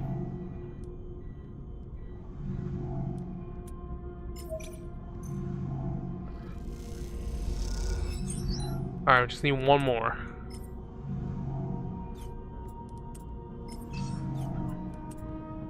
$50-50. Okay, we did it. We extracted the data core. You watch nervously as Junie guides the core out of the cradle. A large ball, almost half your height in diameter. It glides up out of the framework that held it, connections waving loose and cut. Her breathing comes through the ship's comms, loud enough to be picked up, and it fills you with tense energy as you watch. Over the course of this job, you have seen Junie both focused and distracted, nervous and precise, but you have not seen her any more confident than at this moment. She floats beside the data core, handling with care and skill as if it was the vast egg of some endangered bird. She glances up and sees you watching her. You notice something unfamiliar in her eyes. Something you have perhaps seen in a passing moment before. Only now it is no momentary lapse or change. It is set in place. You see determination. She guides the core a little away from you with one hand, at the same time comes forward, almost placing herself between you and her prize. And it does seem to be hers, in the way she handles it, the possessive way she screens it with her body. We need to talk. The statement comes flat and deadpan, any nervous tremble. Okay? Sleeper. She takes a deep breath. I want to be honest with you, but I need to know you won't take this from me. Junie glances around the cradle defensively. The Seraphine's already heading back to the ship to prepare the cargo bay for the core storage. You two are alone. Tell me and we'll see. Fine, she folds her arms, but it's staying with me. Karsten doesn't deserve this treasure, Sleeper. Junie glances over his shoulder at the core. Do you know how many of these things are left intact? She shakes her head, and all he wants to do is wipe it clean so he can use its interface with Hexport. All that data, gone. So, what do you want? I want to extract the data, to make use of it. You see some genuine emotion flicker in her eyes. After extracting the data, the core will be unusable. There's a security system that would fry it if the data duplication is attempted. I can delay the security response long enough to copy the data. But after that, we've done this before. She looks down. Yes, she meets your eye. This is why I came. Look at this place, Sleeper. She gestures to the cradle room, a dark and mangled and twisted cavern of long dead tech. How many of these places are left? How many chances do we have to recover anything this old, this fragile? Like it or not, we live in Solheim's shadow, in their ruins. And yet we know almost nothing. What chance do we have of understanding how we got here? When others like them, like Senetstat and Conway, are descending on the system. What can we learn from the core? I don't know, Sleeper. That's the point. She gestures around herself. We can learn our history and how the system was settled. We could better learn the technology we built our lives on. We could uncover Solheim's crimes and seek to make amends. She looks at you with pleading eyes. We could see beyond survival, towards something else. You have never heard Junie speak like this, and you realize that what you have taken for nervousness was actually control. This, the person in front of you defending a decaying data core with their life, is the real Junie. Then you think of Lane. Of the price he likely put on you and Seraphine's heads, and of course the feed lines, without which leaving the Hexport will almost be impossible. Is this even a choice? Explain about the feed lines. Junie listens carefully as you tell her about the deal with Karsten. The felines he offered you, and that both you and Seraphim are on the run. Then I'll help you. Junie doesn't flinch. We'll find another way to get those felines. Carson's an idiot. I can hack his security, and you can pull them out of there. Or Seraphim looks tough. Maybe you can grab them? She looks desperate. We can do it. We can do something. We could just pay the money. I mean, 400 is not that much. Don't you work for him? Look, I knew you wouldn't take me if... I might have misled you. Okay, I actually lied to you. I knew he knew where the derelict was, and I heard your conversation. I've been keeping an eye on him. I know I lied, but I can help you. Let me strip the data from the core, and I promise to help you get the feed lines. She meets your eyes with intensity. It's a lot of information to take in at once. You need a second to think. Let's do it. Okay. Okay. Junie turns to the data core, quickly gathering one of the loose connections. She takes out her deck and plugs it in, then crosses her legs and places it across them, floating tethered beside the core. Her fingers began tapping at the keyboard. I mean, you could just tell Seraphim the core was busted. I mean, yeah, you'll never know. Teasing out the core's data and whatever Solheim secrets it might contain.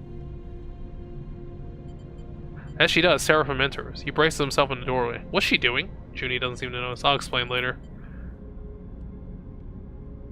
I hope you know. He eyes you suspiciously. I hope you know what you're doing, Sleeper. He nods towards the core. That's their ticket out of Hexport. You'll see. If you say so. Both turn to watch Junie stripping the core of its secrets. A little while later, once the core has been emptied out, its defense mechanism has scorched its seams black. You watch the metallic sphere spinning gently in the room, and wonder if you have just made a terrible mistake. Okay, yeah, we failed the contract. That's okay. Shit. This could be a good way to do it. I mean, we might as well. Oh, shit, man, it's bad. Okay.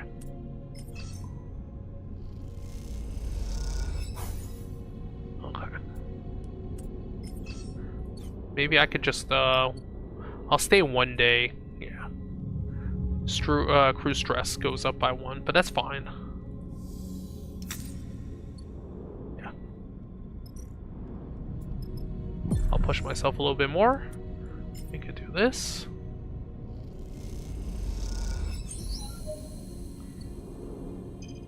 Okay. Okay, yes, this is where we're good. Oh, we got all the 6s, boys. Let's go. Get some salvage. Oh. Well, that's okay.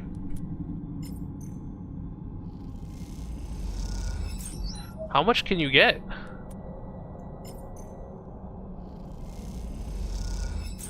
Oh, it's gonna break no matter what. Okay, we have to go then. Right? We have to go. It's gonna like get destroyed or something. We have to get out of here.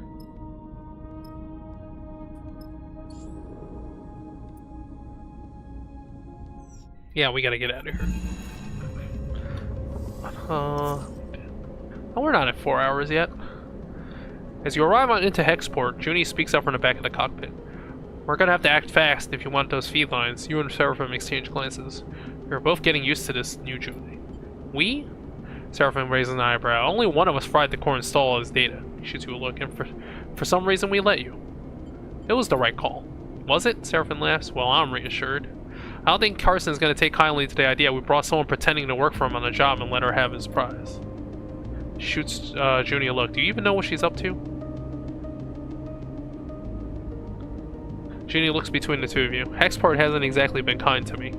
You two trusted me, even though I didn't deserve it. I'm not used to that. I want to repay it. Not to mention that Carson's probably ripping you off. Even if you get enough cryo, what's to say he won't raise the price? Trust me, he's no good.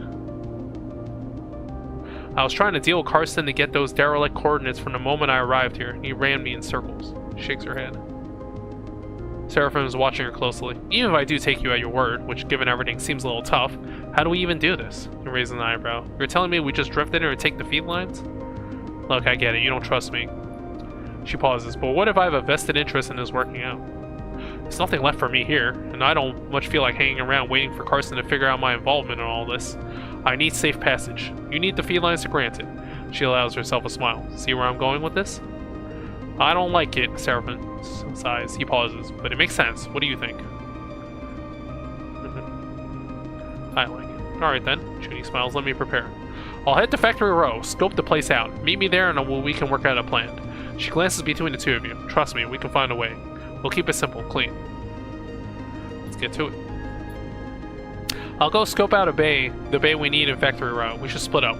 Less likely for Carson to suspect us. Meet me there in a few and we can finish sending them. Why don't we just tell him that there was nothing there? Like, he can't know. Junie unclips from her seat, floating. I want to show you I can be trusted, that we can do this. She looks between the two of you. Believe that, please. And with that, she slips away down the passageway, towards the airlock and hexport beyond. You look at Seraphim. I'm saying nothing, Sleeper. He unclips from his seat, too. Either this is the kind of mess you have to go through to get out the other side, or it's the kind you never escape. Either way, we are in it now. He leaves the cockpit. You stare at the chaotic lights of hexport, wonder if everything in the starboard belt ever runs smoothly. Seraphim wakes you gently. Sleeper, we're out of time. He checks the door to the bunks, and you hear a faint banging in the corridor beyond. He turns back and meets your eye. They're here. What do you mean? Lane. Seraphim hisses out. Wait, what? We ran out of cycles in the thing? They have locked the ship into the station. Seraphim grimaces. We can't release the docking bridge. Our credentials are being refused. We're trapped. A sudden bang echoes across through the ship. Seraphim looks away towards the source of the sound. I don't know if they know we're here, but they certainly want to get in. He shakes his head. I reckon we have minutes before they get the cutting torch. What do? The felines are a bust. They aren't going to happen now. Our best chance is to burn out of here as fast as we can and hope our drift takes us to a station when we run out of fuel. Besides, at least we might live a few more cycles before we starve. Problem is, we need to release the lock Hexport has on us, otherwise we aren't going anywhere. Seraphim looks down. I need to pilot the ship, so what I'm saying is, I have to release the lock. Exactly. I'm sorry, Sleeper. There are some big manual release levers inside the docking bridge itself, but to get through them, you're going to have to go through the airlock. Sorry. And once you do that, you need to get back in as the docking bridge releases. Grimace says, if you mess it up, you're likely to be sent spinning into the black. Okay. There's nothing else to be said. Time is up and and this is what it has come down to. I shouldn't have wasted time getting the salvage, I guess. I'll be at the controls waiting. Seraphim gives you a nervous look. The moment you're back in the airlock, I'll burn hard. He clasps you by your shoulders and looks you in the eye. Then, without saying anything, he releases you and glides out of the room. You drift down to the airlock as quickly and as quietly as you can, slipping into a suit for protection. At least you think as you secure the seals, you don't need to breathe. The banging subsides and you hope the hunters have left, even though you know this is only the quiet before the storm. You take a moment, waiting inside the airlock as it cycles. The second the exterior doors begins to open, you go. You dash out of the airlock. The scene in front of you appears as if in slow motion. You see two figures a little way down the docking bridge, wearing dark spacesuits, a canister being carried between them. Meanwhile, floating between you and them is a heavy-duty cutting torch, knocked spinning by the opening airlock door. You see the release levers and yellow hazard strip just beyond the hunters. You know you're lucky, and you know you only have a moment to make your move. I'm definitely not an engineer.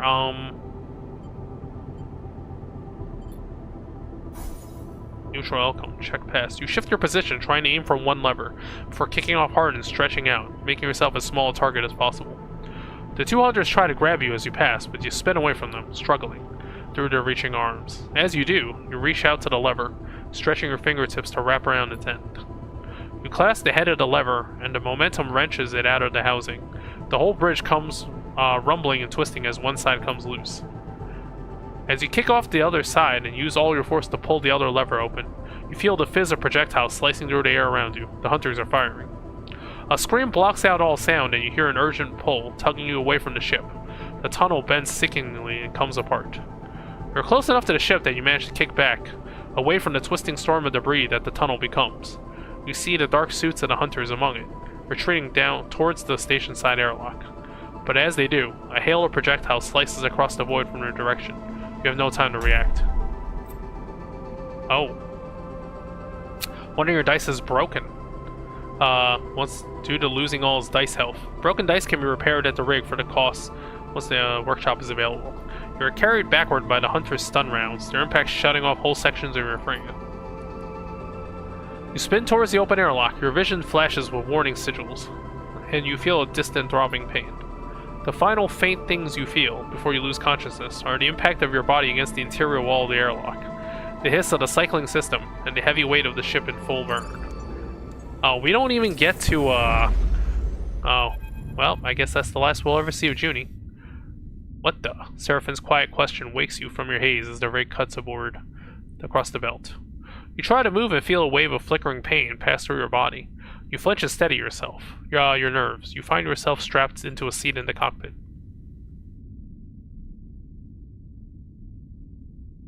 Seraphine doesn't seem to have noticed you are awake. You open your mouth to speak, but no words come out. There is a crackle of noise that echoes through the ship's comms. Seraphine is glancing nervously at his console. Something has him spooked.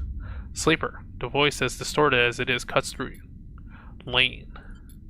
I know you are there. Hissing pause. You are slipping away. A squawk of noise, but we can't have that.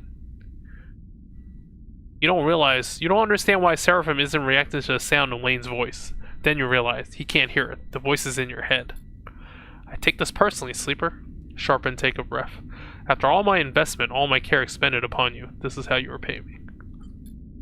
I see a little something glinting out there. Lane continues. Could that be you? You don't move, you don't breathe. All you hear is Lane's voice. Something shifts in you, a sudden impetus, a will to move that is not your own. You unclip from your restraint, drifting towards Seraphim. Seraphim looks up over your shoulder and sees you. You're up. You look surprised. Take it slow, alright? There's a transmission coming out of Hexport. Some kind of evac order? Turns back to his console. Let me check this. You keep moving forward. Something isn't right. You don't feel right. A numbness grows in your body, your fingers flexing without your input. You reach out towards Seraphim. No, not you. Something reaches out to Seraphim through you. Turns again to see you reaching for him, grasping at his neck. A tension flickers in his eyes. Fear. A hissing silence, then a rumbling blast. All at once, the rig screams, system seizing in electromagnetic paralysis. All at once, the rig shifts, carried on some shockwave of light. Pain, then darkness. What the hell happens? Voices echo warmly through your mind. Can't quite make out what is being said. And any attempt to focus causes a growing flare of pain. Well, what the hell is this? You let them fill the air, unidentifiable and soft. You are floating, and so you cannot yet feel your body or its weight. The feeling is pleasant, soothing, and yet the moment you realize this, it begins to fade. Pain shoots through your system, a reminder of the terrible damage you have suffered. It is bright, white-hot for a moment, and then it is...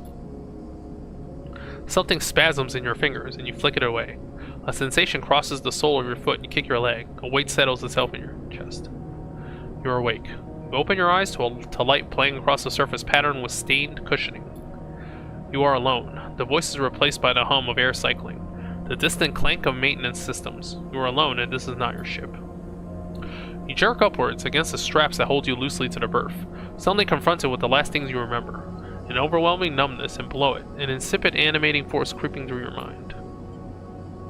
You pull at the straps and free yourself, floating up into the small habitation room. Cushioned and worn, your mind racing. What happened? You search back and remember only Seraphine's shouts, the sudden acceleration of the rig, then darkness. Chill runs through you. Cold light fills the room, and you float over the dark square of the window. You see stars, the bright pinpricks of drive trails, and skeletal docking bridges. This is a station. A sudden hiss draws your attention to the door, which slides open with a puff of equalizing pressure. Bliss. The entering figure jumps as they see you are awake. You're up. They hesitate in the doorway. Who are you? They laugh nervously. Right, we didn't meet. They glance back at the doorway as if looking for help. I'm Bliss. They shrug, not sure what to add. Your friend, Seraphim? Is out, sorry. He brought you here. Here? Right. They nod slowly. This is my room. They glance around. Not much, I know. We're in my repair bay on the far spindle, if you know where that is. In the belt? Yeah, they smile sympathetically. In the belt. They look around at the room again. Come on, let's get somewhere a little more comfortable. Hold out a hand. You're safe, don't worry. Follow them out into the corridor, gliding behind them. They move with the ease of someone who was either born in 0G or has spent most of their life in it. They guide you to an enclosed balcony, where heavily scratched and thick acrylic windows look out onto a chaotic-looking wet dock. At the center of the dock is the rig, scratched and worn, but still your ship. It's a reassuring sight. Is she okay? She will be when I'm done with her. Bliss sees you staring at the rig. Took some damage, but she's a hardy old thing. Your ship. Bliss pauses. You were lucky I heard your distress signal, since they're holding something back. I guess that expensive long-range array I was tricked into buying finally paid off. They laughed to themselves. At least for someone. You were out cold when I got there and have been out for all the cycles since. Your friend wasn't in great shape either, and he bounced back fast. I make a habit of doing that. Seraphine's voice makes you spin around. Good to see you up. You can't suppress a smile. Are you okay? Smiles. Don't start fussing over me, Sleeper. I'm good. Your eyes fall to Seraphine's bandaged abdomen. He notices and pulls his jacket over the wound. Certainly looks better than when you came in. You should have seen. Bliss abruptly stops after Seraphine glares in her direction. Here. Seraphine pulls a few chits out of his pockets. Cash. He slings over to Bliss. That's all I can get for now. Working in your condition? Seraphine sighs. Please, I'm fine. Bliss looks at you apologetically. I know what it looks like, but I'm sorry. I can't work for free. Keeping this place going is bad enough. I get it. Seraphine nods. We're just thankful you towed us in. You aren't freeloaders. Bliss looks between the two of you. I'll let you catch up. They turn to you. I'm glad you're awake. We were worried. They pat you on the shoulder and glide back down the corridor. With Bliss gone, silence descends upon you and Seraphine. Both of you unsure what to say. What happened? What do you remember? He looks at you concerned. Lane. Seraphine grimaces at the mention of his name. Lane? He shakes his head. Seraphine looks out at the rig. He takes a breath, steeling himself for what he has to say. Export is. Clears his throat. It's gone. Flinches. What do you mean it's gone? It's gone. Seraphine catches your eye. Dropped off the map. No signals, apart from the one sent from fleeing ships. He frowns. I don't know what happened. No one does. Your mind skips, unable to focus on the information you have just been told. You think of the constant activity of the bends, the rumble of Factory Row. Carson. Gone. By the time Bliss reached us, we had drifted out of range. They couldn't have seen it go up, but I saw a Sleeper. Something exploded. White hot. He rubs his arm, suppressing a shiver. A moment later, the shockwave was on us. The rig was crippled. Engine kept firing, but guidance went offline, sending us arcing out across the belt. Drops a hand inside his jacket. Hopefully Junie and Nia and Fem are alright. Drops a hand inside his jacket, pressing against the bandage on his side. I managed to get it under control, but not before we started spinning. Our strengths came loose, and you weren't even strapped in, so we both got scrambled. He smiles a weak smile. Felt like being trapped in an auto wash. Turns back to you. I'm impressed you made it, to be honest. A flesh and blood human would have been smashed to pieces. He goes silent, the image a little too raw for him to continue. Could it be the two of us? Seraphine shrugs. Your guess is as good as mine. He squints. Would Lane do something like that? It doesn't make any sense. Utsubo is a gang. They run Darkside. They don't go around blowing up stations. All anyone is seeing is debris and radiation. I picked up a lot of ship transponders before the rig went offline. Maybe some people got out. He stops, unable to add anything more.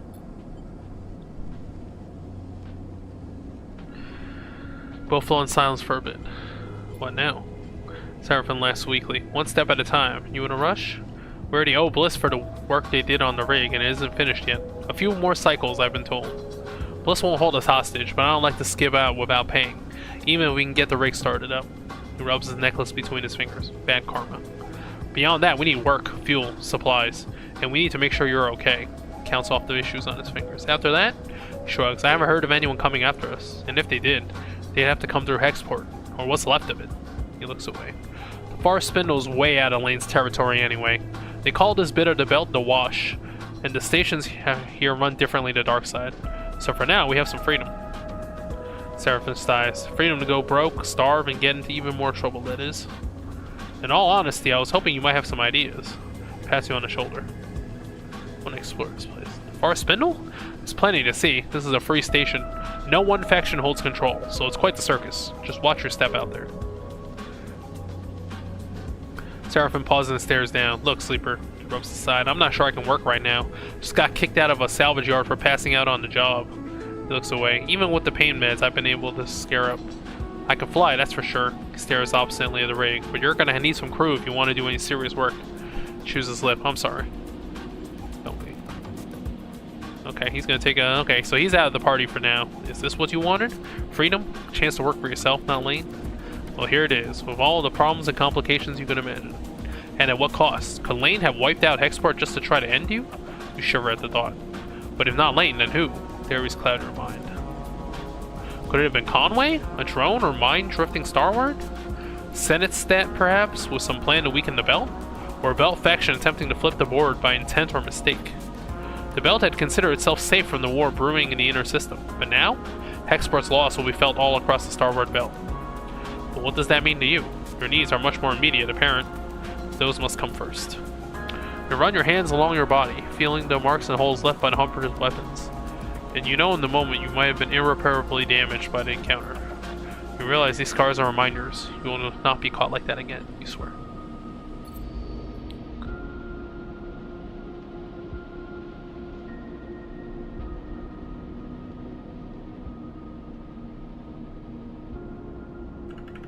You have gained some glitch. Glitch is a penalty you gain from repairing dice, and from Lane's attempts to hack your system. Your current level of glitch is represented by the glitch clock, to the right of your dice.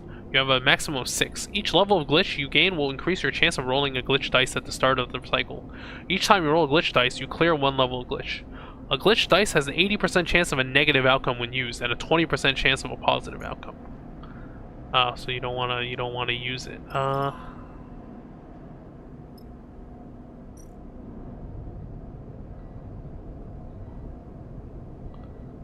Okay, I definitely don't want Intuit. Repairing the rig. Oh, this takes cycles. Okay. Oh, so you can only do this.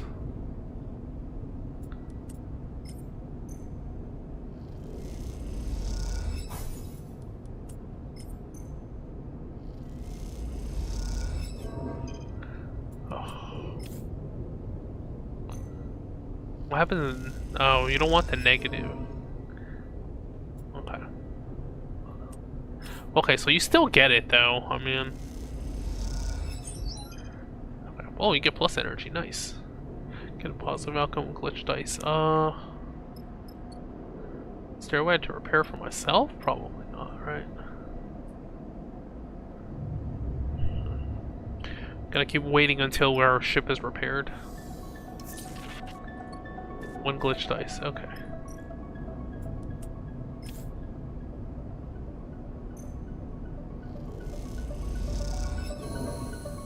Alright, we got it. Oh, it just shows us more area.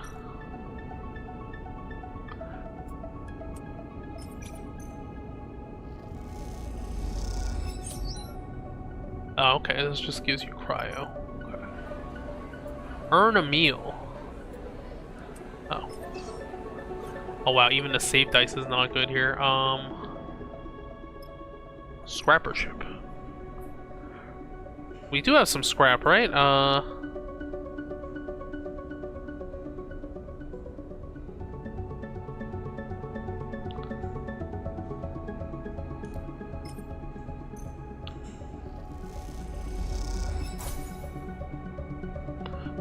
Got some processed scrap.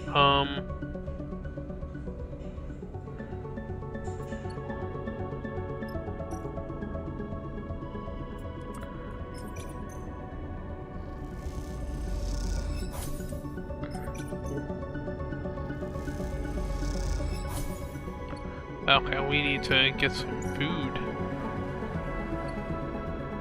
Oh, we have no supplies left. Shit. Okay.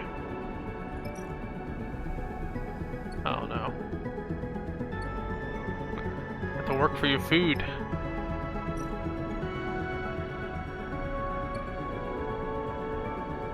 Oh, there's stuff up here. Okay. Chat to cruise. Oh wow, there's a lot of places on this one. Can't buy food? Numerous kitchens serve those that can't work in the Enderhang, but able-bodied visitors like you have to work a kitchen shift to get to eat. Oh, okay, I messed up. Oh, I guess then one's starving then, I guess.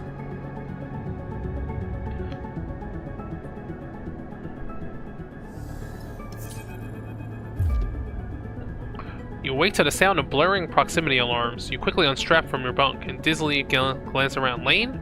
Bounty hunters? You kick off and glide to the door. As you do, Bliss pops her head around the corner. Sorry, they look a little sheepish. And all honestly, it's not my fault. Your wiring's all backwards. It takes you a moment to understand what's happening. You steel yourself against the door frame. Sorry, I'm just a little jumpy. I get it. Bliss looks down. Didn't mean to wake you. It takes a while to get ready and drift down the mess to see what's happening. By then, Bliss has turned off the alarms. You find them unspooling wires from a hatch you never previously noticed in the mess's ceiling. Sorry again, Sleeper. The voice comes through the ceiling panels, muffled and dull. You settle at a stool, neatly tucking your legs behind the crossbar. How are you doing? Me? Bliss' muffled voice echoes around the room. I'm working. A pause. Helps me keep my mind off things. What things? Bliss spins deftly, hooking their legs into the open ceiling so that from your perspective, they're hanging upside down. They give you a look. Do you really want to know? A yawning Seraphim drifts in. He looks between the two of you, amused. What are you both doing up so early? You and Bliss exchange bemused looks. What? You didn't hear the alarm? He shrugs. Heavy sleeper. He drifts over to domestic cupboards to hunt for some breakfast. You turn back to Bliss, but they have disappeared back into the ceiling panels. Before long, the mess is filled with shrill screech of a power tool. Seraphim looks totally unaffected and hooks himself into a stool, lazily sucking at a ration pouch while he taps away at his plate. Screech finally stops. After a while, you kick off from your stool. Time to head out. Bliss rushes after you, stopping you in the passageway before you can leave. I have something I want to show you.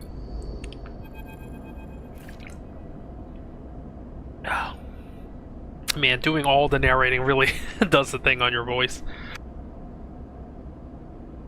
Bliss leads you off the main corridor into a corner of the ship you don't remember visiting before. You come into a window with a low sloped ceilings, a single round window illuminating some neat tool storage and a workbench set into the wall. Look, Bliss begins. I'm no specialist, but I'm a quick learner and good at repairs. They smile, and I think you have need of me. They glance at you at a tear in thick vinyl skin of your arm. Can I take a look? They smile and lead you towards the workbench. They turn your arm, looking at the tear from all angles. They reach over to the workbench and take a small sealing gun from the rack. You look at the setup. It's basic, but it looks clean and well organized. They gently close the tear with sealant, pressing the edges together so it closes up neatly. After they are done, they release your arm and you can barely see a scar. Bliss admires their work. See? They smile. I know it's more serious than a tear. Bliss folds her arms, but I can handle it.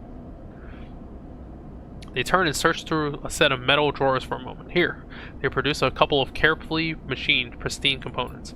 Was saving these for an important job, they wink. I guess I just found it. Bliss pushes the components into your hands. Take them. When you are ready, come up here and we'll fix you up. These are a rare find, though. In future, we might have to make do with something lower quality. They wince. You can find scrap components at most scrapper ships, like that one that's hanging around the underhang. The better the components, the easier to integrate with your systems. Bliss leans on the workbench. I'll do my best to keep you running. Thank you. Don't worry about it, they shrug. You're a guest in my bay, and I can't have my guest bodies collapsing, can I? Plus, I think it benefits me if you think of me as indispensable. Bliss smiles. I should get back to fixing the ship. They leave you in the workshop, among the simple tools, considering the particular qualities of your new friend. Oh, cycle clock, dice repair. Okay, so we have to go to the workshop. You can repair your dice at the rig workshop. Okay. Repair either requires scrap components or rare components. The better components used, the less glitches you will suffer. Okay. Do I have any? Oh.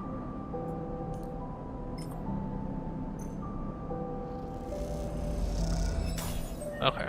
That's... Oh, get an upgrade point. Still 1 point. Yeah, it's gonna be a while before you can get any upgrades. Okay, we gotta get some food. Oh, goddamn, it has to be into it. Why does it have to be into it?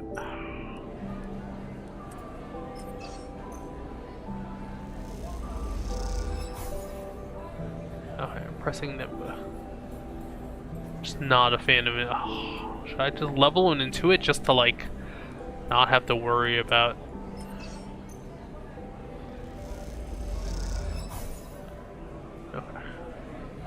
Okay, I don't need it for that one. Actually, we can check the other things, right? How's my engage? Engage is okay. Dude, everything is into it, man. It's so annoying.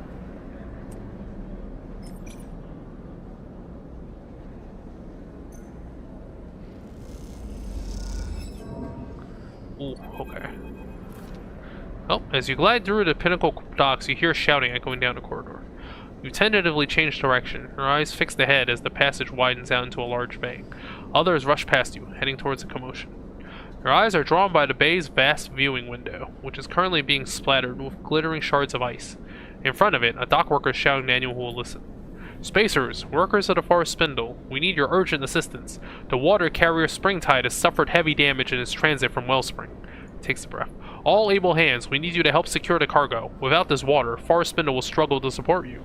He looks desperately at the crowd. Please, any who are able to help, please make yourselves known. Behind him, a corona of ice ejects from one of the tanks, drawing a pale halo around the ship. A handful of experienced-looking spacers push through the crowds towards the front.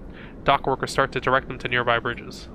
You watch the scene unfold, hesitant in the face of making someone else's problems your own. We can help it.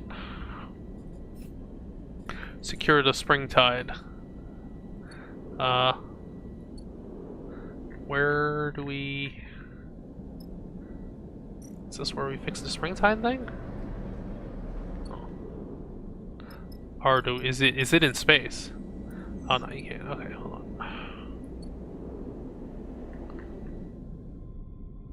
Is it here? Where would you even... Oh no. Oh, toggle tracking. Does it tell you where?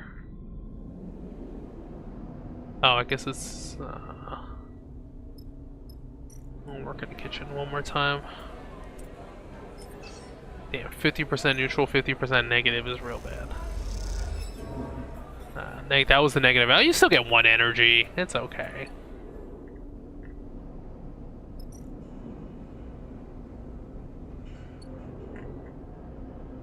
Okay.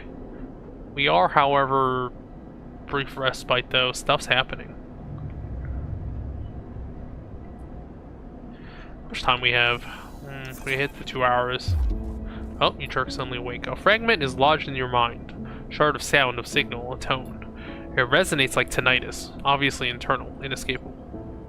You look down to see your hands blurred, your fingers dancing as if they were typing. So, your fingers flap like caught birds. Take control. It takes all your focus to settle them. You force yourself back into them, a sensation like squeezing into a tight pair of gloves. Flex your hands a little to feel them, test them. What was that? Take a deep breath to calm yourself, but as you do, you are reminded you don't need to breathe. It is a claustrophobic sensation that you cannot shake. You get up, push off the wall, and put on your clothes. Anything to escape the dreams that hover there at the back of your mind. Seraphim drifts in casually, heading to his bunk to grab something. You can't shake this strange sensation that he has just drifted into your mind. He shoots you a glance. I said, "Are you okay?" Gives you a concerned look. You look terrible. Not really. You talk to me, sleeper. I know something happened back when we were leaving the Hexport. What do you mean? I saw it, sleeper. Saw something change in your eyes. He pauses, looking for the right ways to explain. They were cold, fixed. I've never seen that before. He looks away. Back when we first met, I knew at once you were human. I knew because of your eyes. I'd never met a sleeper before, but I knew immediately you were no machine. It was obvious. But on the rig, he shivers. I couldn't see that anymore. I don't see it. Oh. Oh, you have a negative 50% neutral? Oh, plus stress. Close your eyes and try to recall the moment. Immediately you feel your fingers begin to tremble and jerk. Oh, okay. Sleeper. Are you okay? We need to get you checked up. We need to know what's happening here. Seraphim gives you a stubborn stare. This isn't just about you. But where? I've been asking around. Seraphim's face is set with determination now. There's another station near this one. Flotsam. It's a mess, an accumulation of wrecks and docked ships, but it also houses some of the best artificers in the Wash. We should go there as soon as the rig is ready. Okay. Look, I know I don't know what it is like to be a sleeper. I understand there are things you can't tell me, can't show me, but I do know how fear can keep you from doing what you need to do. I'm not gonna nag you about it, besides, but it needs to be done. Okay, are we just gonna go? Well, let's help with the, oh, we got a glitch, too. Where is the, how do we...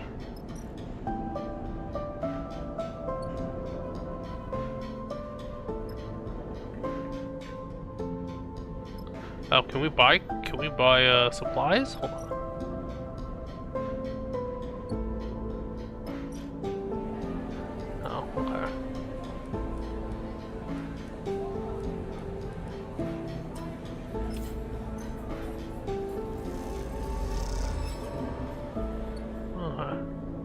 And the negative is plus energy.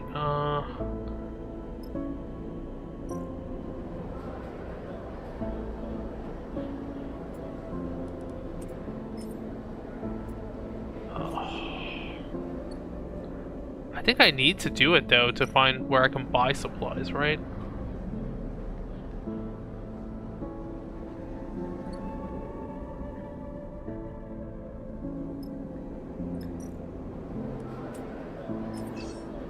Damn it.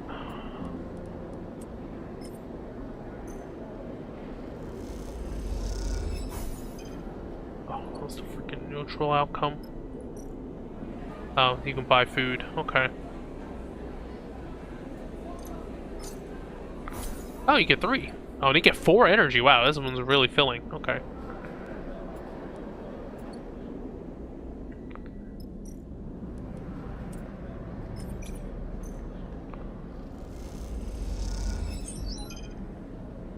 Location discovered.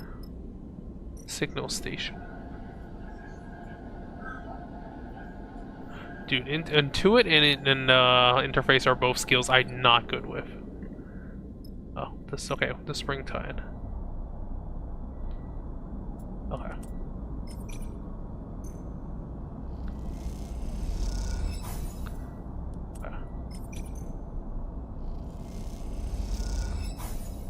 Oh, takes energy. Okay. Don't have too much time left, but I want to help him with the water stuff.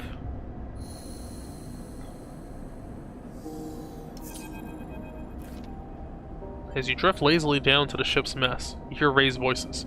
You steal yourself for a moment at the entrance, then slip inside. Seraphim sits, hooked into his usual stool, his slate glowing beside him, shaking his head as you enter. Bliss, meanwhile, is floating freely and gesticulating sharply as they explain something important. I don't see why not. Bliss chops at the air. It's not like you have an alternative.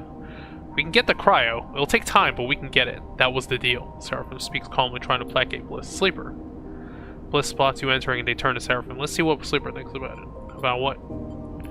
The rig's ready, Sleeper. Bliss gestures around the mess. I fixed it. Hell, I've improved it. She's purring thanks to me. Now, when you say, having done such an incredible job, I deserve to be paid properly for my work? A calculated look crosses their face. A refit and retune like this would typically cost my clients hundreds of cryo, even if I was feeling charitable. Seraphim sighs loudly. He knows where this is going. See, I could make you pay, and maybe you could even scrape the cryo up, but not without taking a contract and taking the ship off station, leaving me in the lurch. But we wouldn't do that, Seraphim starts, but Bliss holds up a hand to shush him. So I have a proposition, one that clears the debt completely. They pause. I will turn around the open sign on this little bay of mine and join up with you. You keep me in work, give me my split, and give me transit to wherever you are headed. I'll even keep this rig of yours working for free. They shrug. What could be better than that? Us paying and being on our way, with no hangers on. Seraphim folds his arm and looks at you. Tell him, Sleeper. Actually, we could use their help. Bliss grins at Seraphim. See, Sleeper gets it. You can use my help. I'm an excellent engineer, a tidy shipmate, and a half-decent chef. I'm done with Forrest Spindle. I'm done taking not enough jobs for not enough cryo on a station where I know nobody. They pause, satisfied. You're welcome. Seraphim holds up his hands. Look, we appreciate it, but we're on the run, Bliss. Trust me, you're better off here. He gives them a serious look. Even telling you this could put you in danger. Bliss pauses, then they start laughing. On the run? They shake their heads, smiling. You expect me to scare it off by that goofy shit? It's true. Bliss just shrugs. This system is at war. The belt is spiraling into a crisis. Everyone's got something. I knew you were at Hexport. Seraphim looks at them open-mouthed, searching for a retort. What happened there? Who's to say it won't happen here? I'm not sitting around watching this all play out any longer. They take a deep breath. Something has to give. Bliss turns to Seraphim. Look, you've done your due diligence or whatever. You're on the run. I've been warned. I accept the risk. That's it. At the end of the day, your ship is clamped into my bay, so unless you know my encryption protocols, there's not much left to discuss. Seraphim shakes his head. A smile crossing his face. They've got us there. He looks at you and then at Bliss. Looks like we gained a crewmate. He unhooks from his stool, but I'm moving to the engine room. He drifts off towards the bunk to gather his things. You and Bliss exchange a nervous look. Sleeper, welcome aboard. Okay, we could, but we need supplies, man. Sunward, meanwhile, is the Hellion Gate. An abandoned and uninhabited megastructure left over from the Solheim days. Maybe good for salvage, but not an easy place to survive. Beyond that, well, as I say, the belt is wide, and at least you have a functioning ship. Okay, got the belt map. Oh, you can just go to other places now.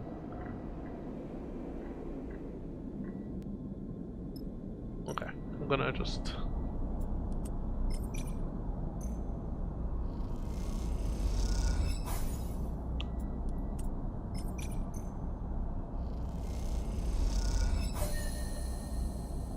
Okay, we did it. We watch from the docking bay's viewing window as the crumpled vast hull of the Springtide is finally welded shut by a score of bright torches, flickering against the side. Everywhere I look, I see a crisis. The voice comes from beside you. You turn to see a man floating there, watching the repair work. You don't recognize him. I saw you out there, helping the crew. Turns to you with a serious look. The far spindle needs that water. You aren't wrong. Pauses. Watching carefully. I haven't seen you on the spindle before. What, if I may ask, is your business here? Running a crew. He nods, I see. Springtide is my ship. His face remains impassive. At least I am her captain. I do not own her. The Lodic Syndicate, my employer, was the one to put her into service. Glad to meet you. Bows his head gently. You have my thanks for assisting with the repairs. We were caught by some autonomous Conway munitions. He looks out at his ship. The Wellspring run is getting more dangerous every cycle. And after Hexport, he pauses, I do not expect things to improve. You both go quiet for a moment, the loss of the station still inspiring silence in anyone who mentions it. Tell me, Malik meets your eyes, as a sleeper, do you feel you have advantages over others, or does your particular condition provide only weaknesses? Well, there are advantages, not having to breathe in space. He nods. Certainly, you showed this with your work on the Springtide. He gestures towards the Springtide. Your work on my ship only evidences your abilities. You far outperformed even my own crew. He looks to you, angling his head in deference, in conditions that are usually deadly. Sadly, despite even your great work, our losses have been great, and the administration at the Far Spindle are not happy. We are to be impounded here until the Lodic Syndicate fulfills their agreed water freight. He frowns at the crumpled-looking ship. This war continues to pressure the belt. What will you do? This is where you are needed, Sleeper. Malik folds his arms. My crew tell me you have a ship. You have workers. This is what I need. As we fled from the Conway attack, our navigator registers something of great interest. A water-rich asteroid. One I believe is previously unknown to the syndicates. Comes a little closer. For now, I have sworn him to secrecy, as I must you. But if this asteroid could be surveyed, its value confirmed, it will be more than make up for the shortfall of the Springtide. He pauses. Thoughtfully.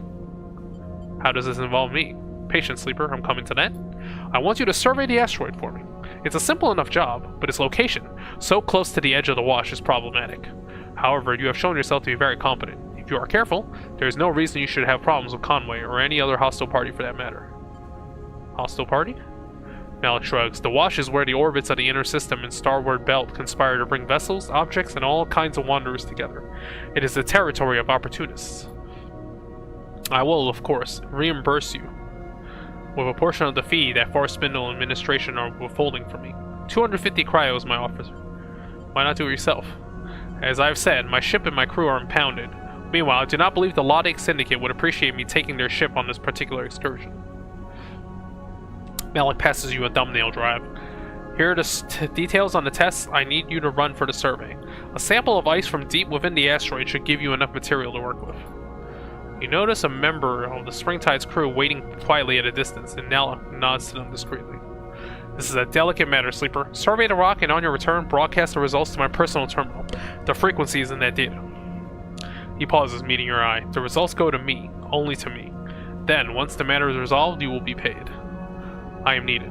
He nods to the crew member, but I expect you have all you need. He pauses. I have enjoyed watching your work, Sleeper. Impress me again. And with that, he bows a little and drifts away to meet his crew member. After watching him go, he turned back to the Springtide. Still impressive despite being scarred with curls of ice and shiny with fresh welds. You imagine any captain of a ship like that has been through a lot to get where they are. That makes them a valuable ally, or a dangerous adversary, depending on where you are. You hope with Malik you can find your way on being the former. Oh, shoot, I need food. Problem, this shit is What's happening with this? Yeah, something's happening with that. Alright, should we work on the thing, or should we just buy our food? I guess we should try to impress Nimba.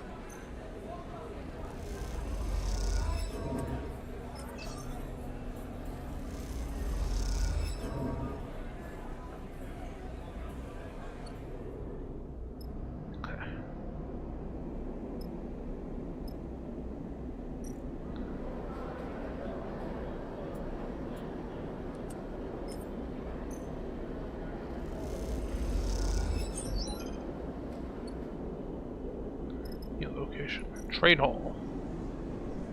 Okay, we can buy fuel. Oh, we need a lot of supplies. Okay. Not much money left for food, I guess.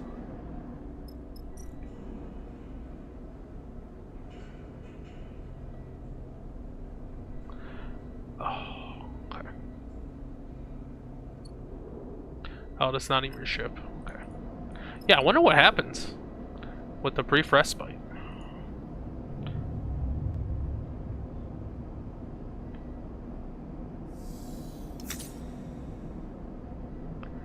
Okay, so what happens during that final cycle? What's going on with this? Spend time at Gaia's Gyre. Wow, got really shit dice this time. I might literally just spend it all here.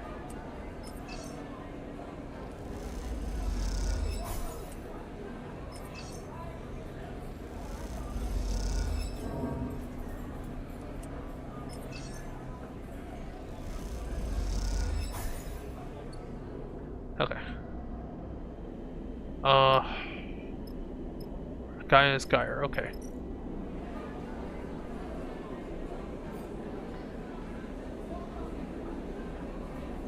Oh. Okay, you would just have to buy enough at the bar.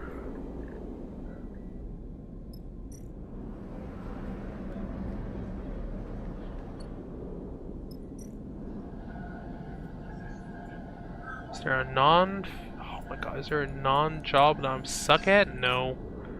All these jobs are one I suck at.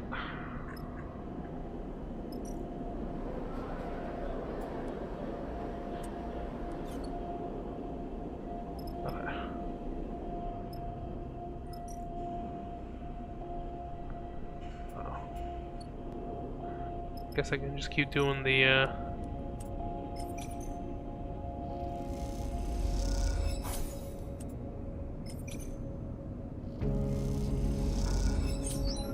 Alright, let's see what happens with when this clock gets filled. So this is the thing about the clocks, man. You keep feeling like, oh, I can do one more turn, right?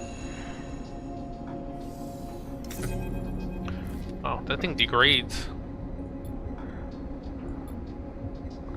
Tightness behind your left eye, an aching point that refuses to move.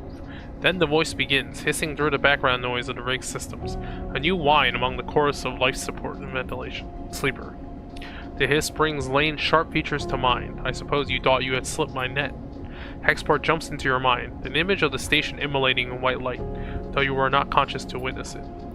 You are distant. His voice hisses into white noise, but you are not free of me yet. I'm coming, Sleeper. The hiss drops, and I will retake control of what is mine.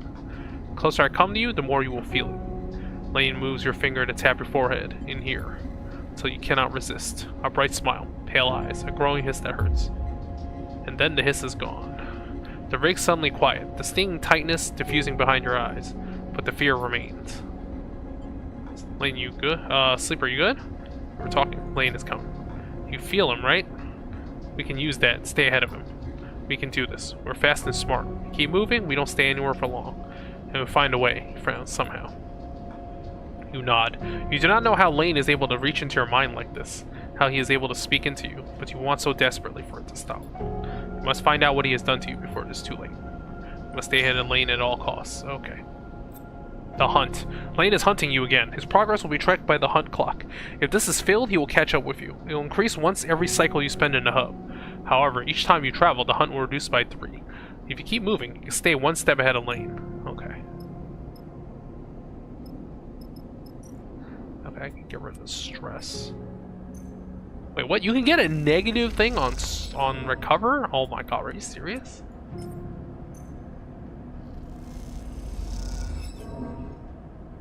What is going on? I'm losing good dice for this. Oh god, this is really annoying. Okay.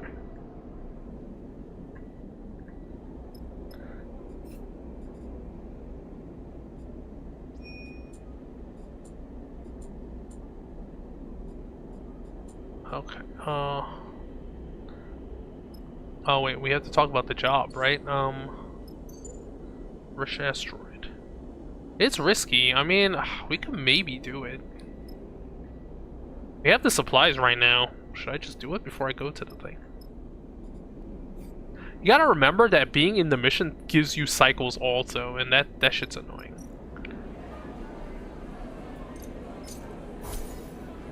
Getting wrecked. Oh, okay. Oh, you get some energy from this back too. That's nice. Okay, well. Oh, these are the two ones I don't use.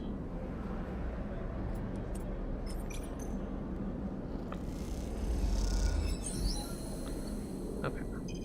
New location. Let's go. It's the gambling thing? Hold on.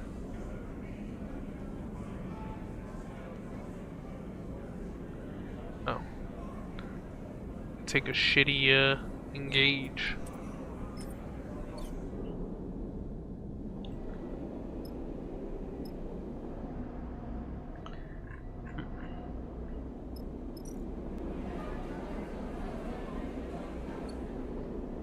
Should I do a rest to get rid of my stress and then I can, like, hold on. Oh. Oh, you get -3 hunt during the travel. Okay. So we can let the hunt build up a little bit because we are gonna lose the hunt. Okay, let me see. I guess I could. I don't know. The stress thing's kind of annoying. Not gonna lie.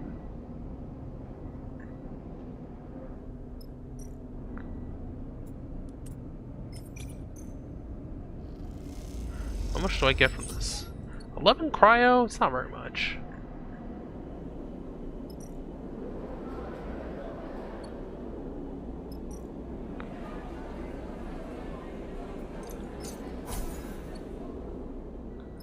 Let's see, what's the band? Oh, okay, just chat to cruise.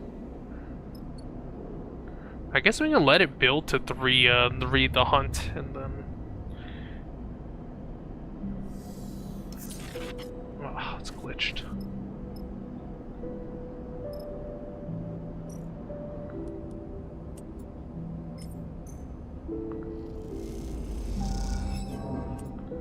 Oh, just keep trying to do the recovery. Okay, that's good.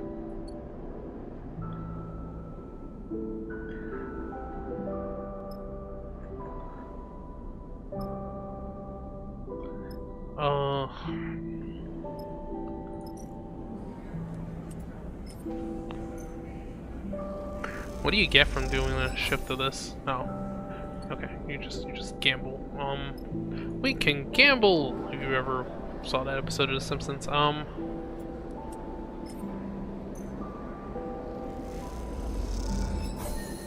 you go. Oh, get an upgrade point. The Var Spindle lives up to its name, its tail stature making a real effort to travel from end to end. Oh, because it's a line. The local solution to this problem are the transit tunnels, massive tubes bolted onto the outside of the spindle that allow for rapid passage from bottom to top.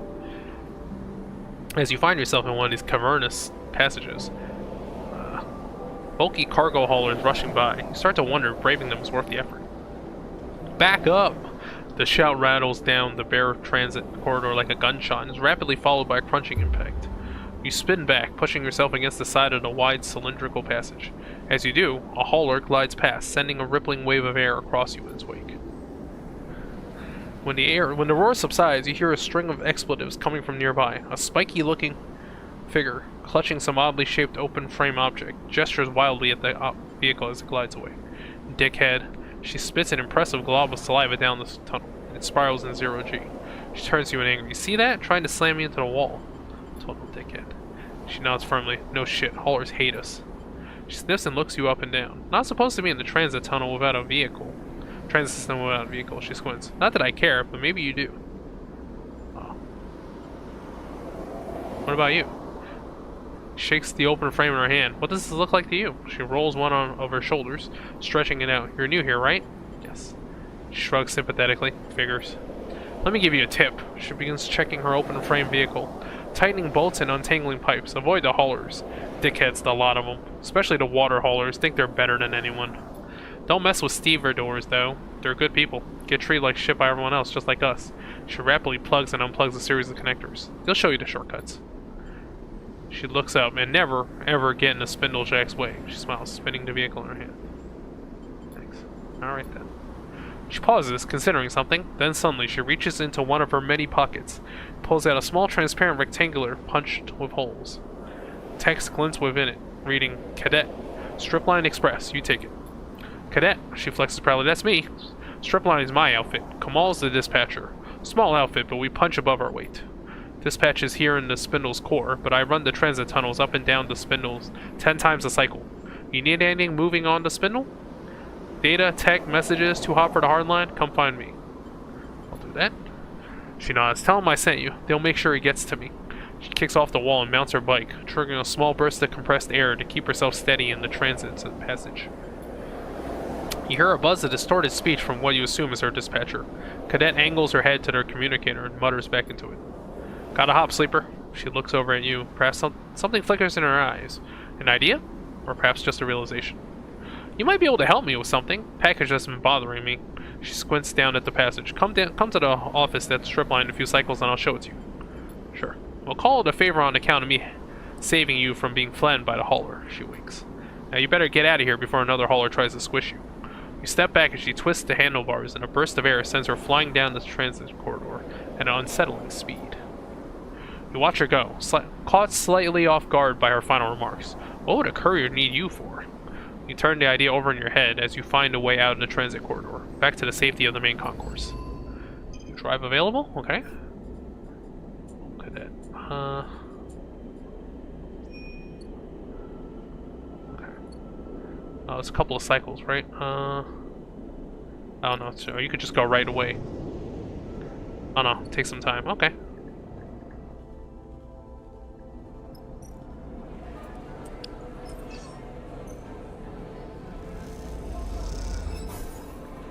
Okay. Alright, should we go?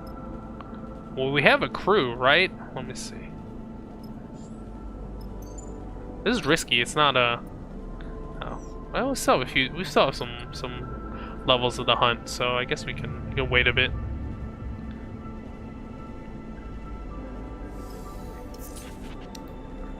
Oh my god, I got a whole bunch of ones. Well, even the negative gives me 1 energy, so it's fine. Okay.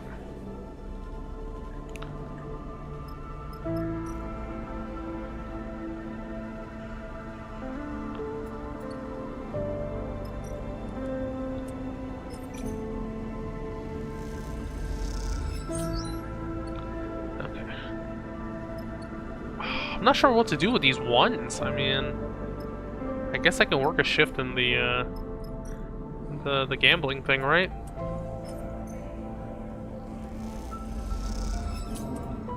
Yeah, you just lose energy.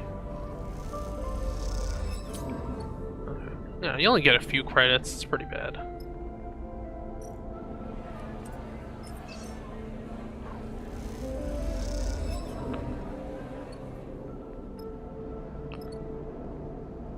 Should we go? No, we have 1 more cycle. What time is it? Yeah, I think I'll try to... Well, we'll do that other mission and we'll see what happens. Oh, 2 6s, nice. Sleeper. Cadet drifts from the shadows outside Bliss's Bay. Looking nervously as she approaches. Seems like I'm gonna need to call in that favor. Her face is pale and deathly serious. Are you okay? She doesn't seem to hear you. Distracted by a group of spacers gliding noisily down the passage behind her. She waits until they pass. Someone hits strip line. No idea where Kamal is. Bunch of goons tearing the place apart as we speak. She screws up her face in pain, even trying to grab me. Those muscleheads are slow. Who would attack a courier? No idea. She shakes her head. These were typical rent-a-thugs. Could have been anyone with shits to burn. Remember that package I asked for your help with? The one that was bothering me? Remember you mentioning? I reckon it's got something to do with it. The job was a bust. An express run all the way to the underhang. But when I got there, no one home. She's whispering now, leaning closer. Place was smashed up, like someone got there first. Should have dumped the package and run, but I brought it back like a good girl. Stashed in a safe spot at strip line. Thought the sender might come to recover it, and when they didn't, well, I got curious. Popped it open. Shakes her head. Stupid thing to do. Inside was a drive encrypted to hell and back. When I ran into you, well, I heard sleepers are good with tech. With tech. So I thought you might be able to take a look at it. She shrugs. Now strip line's trash too. Here's the thing. She glances around. Back when I popped it open, I noticed the drive had a dispatch marker, Hexport. Could it be connected to Hexport getting atomized? Yeah, that's where I'm at too. This thing was sent out from there just before it got cooked. She pauses. And with the kind of attention I've been getting the past couple of cycles. She slips a hand terminal from her bag, tapped a couple of times, and holds it up to you. Cadet stares out at you from the screen, straight-faced and pale. Beside her picture, you see in block capitals, Spindlejack KD 7454. In breach of Forest Spindle codes B12 plus F34. Reward for information leading to capture. Considered dangerous. Dickheads blasted it out in the transit channels. Every Spindlejack hauler and freight carrier is going to be watching out for me. She pulls back the hand terminal angrily, stuffing it away in her bag. Something's going on. Anyone can help? She looks away. Spindlejacks don't make friends easily. And now all the couriers I do know are out looking to turn me in for a payout. She snaps her head to the side, her eyes flashing with anger. Why do you think I'm here? It's time for that favor, sleeper. She meets your eye. My connections are burned. Hell, my whole career is gone. I need to fight back. If I walk away, there's nothing to walk away to. Someone's like, I need your help. What can I do? I need to get the drive. She takes a breath. If they want it that much, then I can use it to buy my way out of this shit show. And I tucked it away somewhere safe, so my guess is they haven't got it yet. You just slip in, I'll give you the location, and pull the thing out. She unfolds her arms. She'll be simple. Okay. Let's do it. Look, this thing turns out to be worth something, you'll get your due. All I want is my life back. The drive is in the workshop. There's a loose panel behind the air bike rack. She leans in. It's taped to the back of the fuse box inside. I gotta keep heading down Spindle to the overhang, past the end of the transit tunnels. No one will rat me out there. She glances around. I'll come find you when it's done. I still got some network access. I'll know when you go in. She winks, offering no further explanation. My bike's locked up nearby. I'm gonna hop. She pauses. Do me this favor. Then we're clear. Okay. Alright. So, wait, is this like a mission, or do we... Perhaps you would steal. Well, clear. If it wasn't for one detail that stuck in your mind, the drive is from Hexport. Is all that enough to send you down the strip line in search of the drive? Only time will tell. Okay, well, where the hell is it? Oh, it's over here? Cut your way in. I do not have Intuit. I'm going with the engineer.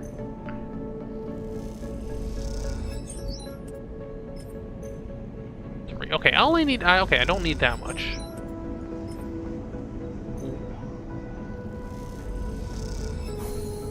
Minus energy, okay. What happens?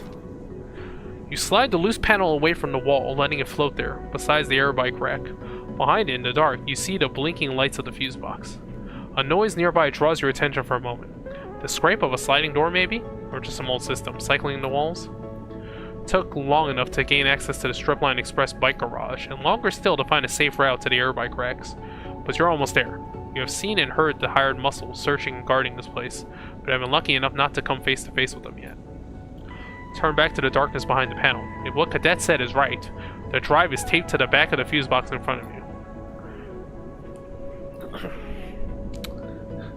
You reach through and around, slowly and carefully, and your hand settles on something cold and metallic in the dark. It's taped firmly to the box. You pull at it, but it doesn't budge. A quiet rattle echoes from the dispatch office next door, and you freeze for a second. It seems Cadet was a little too enthusiastic with the tape.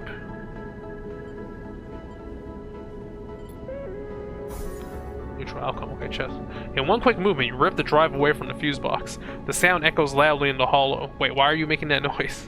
And you wait quietly for it to subside. A few seconds pass in silence. Time to move. You slip the drive inside your coat and kick away from the wall, gliding back towards the maintenance corridor you entered from. As you cross the bike garage, you hear voices in the dispatch office next door.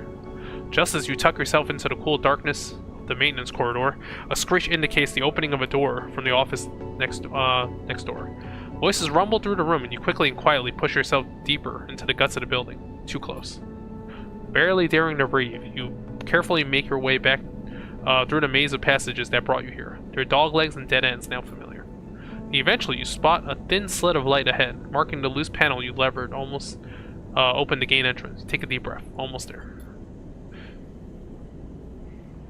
As you reach the gap, you freeze. Voices rumble from beyond.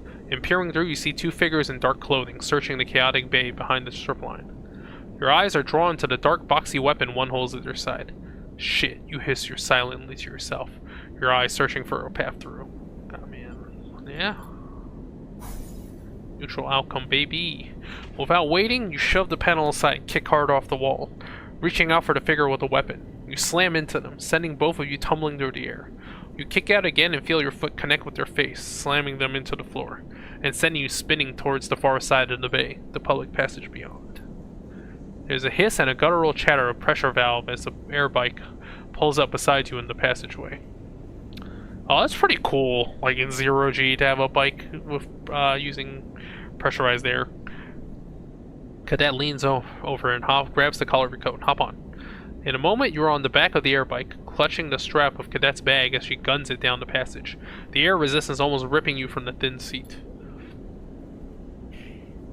You lean against her back and let out a sigh, the drive pressing into your ribs beneath your jacket. You did it. Still alive back there? Cadet's voice brings you back from the hypnotic rhythm of the tunnel lights rushing past the air bike. She slows the bike with a rapid series of hisses, and you realize she has brought you back to the passage outside Bliss's Bay. You try to understand the route she took, a long loop through the branching transit tunnels of the station, but give up. You can let go now. She straightens up and you unhook her fingers from her bag strap, separating yourself from her back. You push off the bike gently and float into the passage beside her. You okay? Look pretty rough back there. Smiles. Appreciate you putting it all on the line for me. Export is my priority. Fair enough. Shrugs. Want to show me the drive then? You fish the drive out of your jacket and hand it over. That's the one. She squints at it. Should have chucked it when I had the chance. Get to see your first good look at it. And there's not much else to see. A solid lump of solid state memory. Hey, we still using solid state drives in the space age? With a few markers on the case. You spot a yellow hex among them. Hexport. What now? She winks, slides her bag around her shoulder and to the front, and slots the drive neatly into a pocket. I know someone in the scatter yards who can crack anything. She'd be my first port of call to crack this thing open. She stretches her shoulders, and I should make myself scarce from the spindle anyway, before those dickheads catch up with me. Come with us. Appreciate the offer, but I think it's best if we go our separate ways for now. Two targets are harder to track than one. She cycles the pressure valve on the bike impatiently. Cadet leans away from her bike, squinting out of the viewing window at the ship behind it. That yours? She doesn't wait for an answer. If I'm not mistaken, that old thing is going to struggle to reach the scatter yards. Unless you've added a haze nav suite? Haze nav? Yeah. Belt between here and scatter yards is drowning in debris. Worse since Hexport. You'll need hazard navigation to make the crossing safely. Lodic Syndicate created a tech to help their tankers across the belt. Common knowledge. Cadet nods at your ship. Maybe if you head to Wellspring, you can barter or steal a suite. She adds casually. Here. Cadet unties a bag lashed to her bike frame and holds it out to you. Not enough for a refit, but maybe you'll find some use for him. Take the bag and something clinks inside it as you do. You open it to see a couple of engine components. Was gonna use them to boost her. She taps the frame of her air bike, but you deserve them. She meets your eye and then looks away. Not like I'll be doing any runs for a while anyway. Thanks. It's nothing. Like I said, you deserve them. She flexes her fingers on the bike's handles, eager to be away. Cadet's air bike stutters and purrs, trembling in the air like an arrow ready to be loosed. See you around. She winks and guns the throttle, zipping off down the passage with a pulse of air that ripples through your clothes. You stare after her as she goes, the bag of components still hanging from your hand. You realize as you look down the passage that you never asked how Cadet plans to get to the scatter yards. That question, like a score of others, will have to wait until you run into her next. Although you have a feeling she will find a way to slip away before you can ask them next time too. You head back towards your ship to stow the components, idly wondering if you could justify buying an airbike to Seraphim as you do so. Okay. We have 4 points. Can we go into it? Will always be shit. We could go to interface though. If you want to get negative. Want to get out of negative, I guess. Hold on. Oh, you get 2 pluses if you want. I think I just don't want the penalty for freaking interface. Yeah.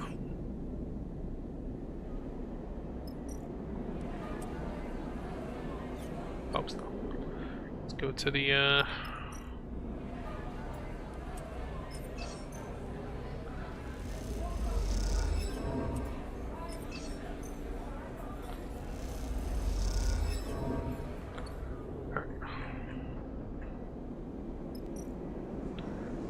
by the bar, yeah. Alright, we're all filled up on supplies. Let's do the ice thing and then I'll call it a day, I guess.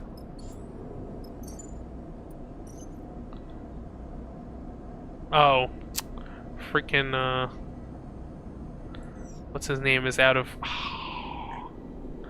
I think we should do the potential crew maybe then. 'Cause yeah, like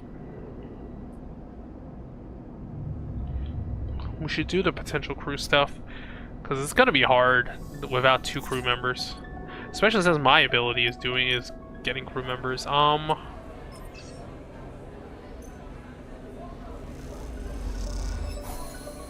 right, we impressed Nemba. Sleeper, Nemba wants to see you. You nod to the other volunteers as you wipe off your hands and clip your cutlery to the magnetic rack. You drift out of the improvised canteens on your way back to the kitchen in the back.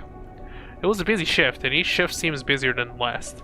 That makes sense, of course. You've seen the steady flow of refugees arriving from the inner system, and most of them, with barely a chit to their name, end up in the underhang.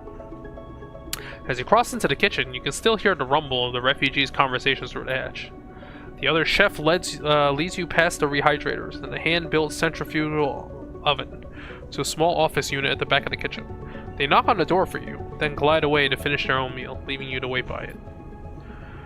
You look around the small but carefully arranged kitchen as you wait, your shifts having left you familiar with the mix of improvised and salvaged equipment, some of which you have never seen before you came here. Come in, sleeper. Nemba is perched at a desk, uplit by a small transparent terminal screen, reading glasses perched on the end of his nose. You've seen Nemba before, but not as much as you had imagined, while you were working at a place called Nemba's Kitchen. Even though there isn't a proper sign out front, everyone in the underhang knows his name.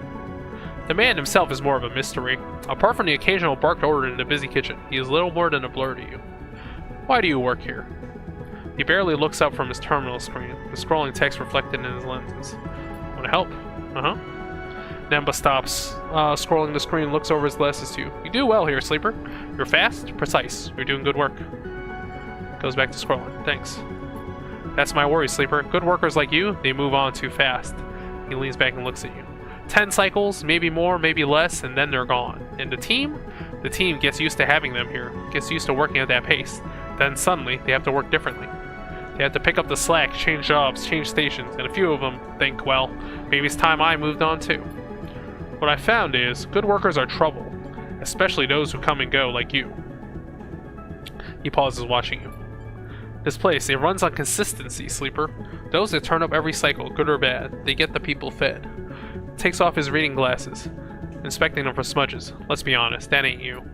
So let's cut to it. I can't use you in the kitchen anymore. You're done. Damn, you get fired from a volunteer job? Sorry. But this place also runs on all those machines out there, on the suppliers I can rope in, the donations. Feeding refugees from the inner system is logistics as much as it is chipping. Shakes his head, which is why I'm cooped up in the back. So maybe you're gone. I will never see you again, okay? Thanks for coming. We'll soldier on without you. But maybe you still want to be useful. Maybe I heard you have a ship. Smiles at you. Yeah, maybe I heard you chatting. And maybe I have a little something that held up in a place only a ship like yours can reach. I negotiated the purchase of some valuable inter-system spores from a group that came from there. but they somehow ended up at the depot in Greenbelt. Nemba sighs. So, if you head to Greenbelt, you can find a delivery and you bring it back. Well, Nemba looks at you pointedly. That would be helping. That would be the kind of helping a good worker, even an inconsistent worker, might be able to offer me. Nemba squints at you. Seems like the kind of thing that someone genuine, someone who wants to help for real might do, don't you think? He doesn't wait for your reply. But it also seems like the kind of thing that might sit on a list of priorities for so long it disappears and never gets done. I've seen that happen too. I guess we'll find out which one it is. He deftly places his reading glasses back on his face, continues to scroll the screen on his terminal. You know the way out, sleeper. Okay. So I have to...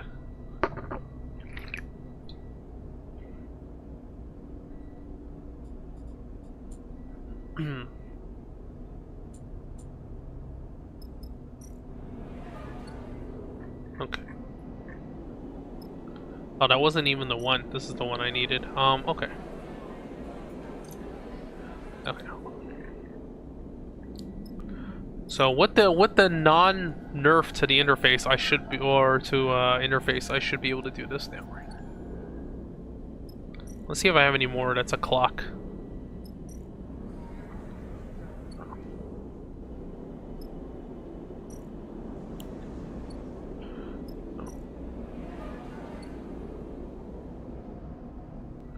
I guess not. Get some valuable scrap.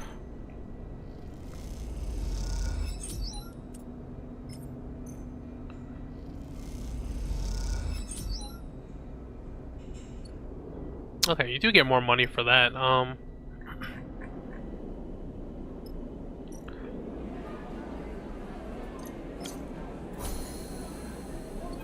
what happens? Who do we meet?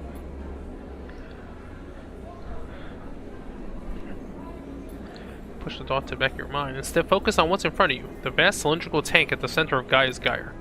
The first time you entered the bar, you floated open-mouthed, much like all the new arrivals do at the sight of the huge kelp stack, the biggest you have ever seen. Even now, your eyes fixed on the fronds of seaweed that wave in the circulating water. Beyond the curve of dirty glass, you find it impressive. Take a sip of the harsh saline-scented wreck from its magnetic vessel secured to the bar. As you suck on the straw, your eyes following the shifting fronds, you hear someone clearing their throat beside you at the bar. Hypnotic, isn't it? The voice is low and rumbling. It comes from the large figure on the stool next to you. The fluorescent lights behind the bar glint in his eyes, shining up into his wide, rough face. I've heard talk you're hiring. The figure turns to face you. You don't recognize him, but in the shifting light of Gyre's Gaia, that isn't surprising. And you are? Eugen, currently freelance. Turns on a stool and leans back a little. The effect is clearly meant to impress you on the sides, then you have to admit it works. Served on a whole slate of crews down in the spindle. Cutters, mercs, extractors. Smiles and places a broad hand on his chest. Broad skill set, good work ethic. Work ethic, sense of humor, the full package. Humble too. Clucks with his tongue, smiling. I like you already. We're gonna get on. I'll run anything out of our spindle. I'm tough and quiet and you won't need to worry about me. He folds his arms across his chest. What kind of work are we talking about? Before you can answer, a voice echoes out from behind you. Eugen! You look over your shoulder for the source of the shout. Busy as ever, I see. Vesna. Cold and hardened captain. A group of 3 spacers drift up behind you, one of them placing a heavy hand on your shoulder. She is fitted with matte metal optical implants and you cannot see her eyes. Caustic light from the tank plays across her face. Too busy to keep in touch. I really don't like it when I have to come and find you. Vesna? Eugen nods politely at her, not betraying any strong reaction. Do I look like I'm socializing? He shakes his head. This is a meeting. Oh, a meeting. Vesna squeezes your shoulder. Is that what this is? Yes, Vesna, we were talking about your delivery, in fact. Eugen smiles wildly. My friend here is being very helpful. Shoots you a knowing glance. That's right. Vesna turns to you with a raised eyebrow, but before she can speak, Eugen cuts in. This sleeper has the unique ability to extract data. Eugen smiles at Vesna. Exactly the kind of data you've been asking for. So we can get back to it. Eugen gestures towards you. Then I can deliver what you need. You know, Eugen, I'm pretty tired of this whole act. She gestures dismissively at him. But in the end, it doesn't matter. drops her hand below your shoulder to her belt. Your eyes follow it down, and you see a dark, boxy shape there. A weapon? You either deliver by the deadline, or you don't. And when you don't, she smiles tightly, I'll be happy to take you through the consequences. Until then, shoots you a final glance. Chat to whoever the hell you want. Vesna and the two spacers flank her, glide out of the bar, and Eugen watches them go with little emotion. So? Eugen's smile returns. You were about to hire me. What was that? Vesna? He shrugs. She was just trying to rush me, that's all. I won't be working with her again. Pauses, choosing his words carefully. Of course, I can't talk about the particulars, you understand? Vesna just wants to scare you off. She likes to cause me trouble. Eugen looks away out of the corner of the bar. Let's not let her. He pauses in silence for a moment, still looking away. Try to get a read on him, but his face is blank. Only his glittering eyes hint at some rapid internal activity. He turns back to you and meets your eye. A sudden shift in his manner are obvious. If you need crew, you need to work. If you need to work, you need cryo. Is that right? He doesn't stop for your answer. Well, I can offer both. Hard work and a good contract with a good payout. You take me with you on this job of mine, we split the take. He looks down thinking, hell, if you do, I'll consider signing on long term. He smiles. Think of that, no more recruiting. What's the job? Salvage. He leans in. I know of a wreck untouched by the local news, which recently turned up in the wash. It's just a little sunward from here, but its disabled transponder makes it invisible to anyone who doesn't know it's there. Had to squeeze the location out of a contact, but I'll share it with you for a straight split. Take me and your crew and we'll claim it all. It's gonna be a good payout, he winks. A really good one. What's the catch? Eugen frowns. No catch. He leans back and looks around the bar. Happy to take the offer elsewhere. I just felt like you were the right captain for this one. I'll be ready to go whenever you like. Eugen pauses. As a show of good faith, I'll also fly out with you on any job from the far spin. But I'm not leaving the station with you yet. Not till we get my job done first. After that, we can talk flying together. No need to rush into it. Shakes your hand firmly, his palm rough and pitted, then turns back to his drink. You slip out of the bar, looking to see if Vesna is nearby. You don't spot her among the passing crews, but you can't help but imagine her eyes on you in the bar. Shake it off, having become familiar with the feeling of being observed. What matters is you have found yourself a crew member and a contract. Whether either will come good, however, remains to be seen. Is there a time limit on this? Hold on.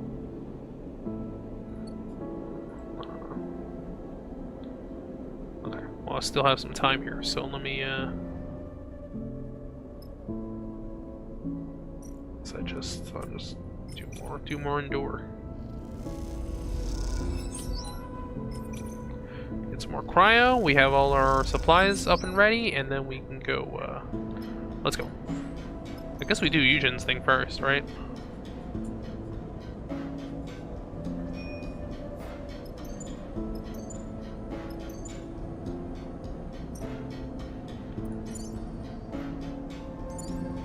Alright, we got 2 people. How much crew can you get? We got a lot of jobs lined up, strangely enough. This is not what you promised. Seraphim turns to Eugen with raised eyebrow. Looking out across the field of debris scattered around the small asteroid whose gravity has kept them here, you have to agree. Where do you even start looking? Eugen shrugs, unfazed. I said the wreck was hidden. Transponder off. No flight records. I didn't say it was intact. If it was an easy job, I wouldn't have come with your crew. Could have just grabbed it myself. He winks. We all earn our share. That's definitely more than one wreck. Bliss is leaning towards the window, staring out at the glinting debris. I see at least 3, maybe 4 different engine housings out there. Seraphim sighs. You really think there's something of value to be pulled from all that? I know there is. My tip-off is good. We just need to find the right part. He looks out at the wide field debris of the right ship. Any clues? What I know is that a wreck with an item of great value is out here. That's it. He unstraps from his seat. Are you all afraid of some hard work? Is that it?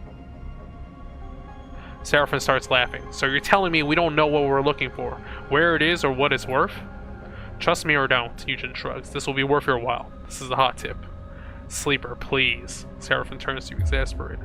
Suddenly, a percussive beep interrupts the conversation. All of you turn your attention to Seraphim's terminal. What the? Taps a few keys. We got an incoming ship. Their transponder just popped up. See? Eugen smiles. What did I say? A hot tip. We better claim it before they do. Jabs a finger at the readout. What have you gotten us into? Yujin looks innocent. I've given you a head start on a big haul. Don't waste it. I see a few obvious sights, large bits of debris, clear hull sections. We should focus on those. Bliss unclips from her seat and glides out of the cockpit. See you lucky kids in the airlock. Ready, Cap? Yujin slaps you on the shoulder and kicks off through the cockpit door. You follow, already trying to map the scattered debris in your mind. Okay, so we have to get there before the...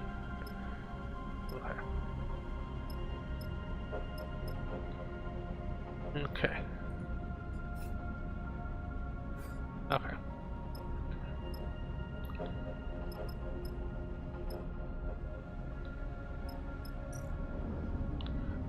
Interface. God damn it, it's always interface with these people.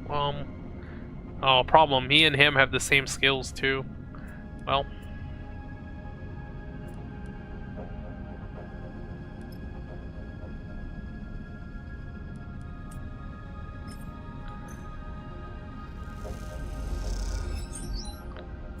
Okay.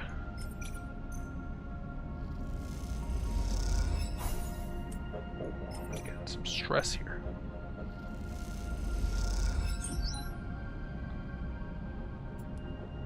I guess I can take the extra stress, right? I guess we are working on a time limit, so...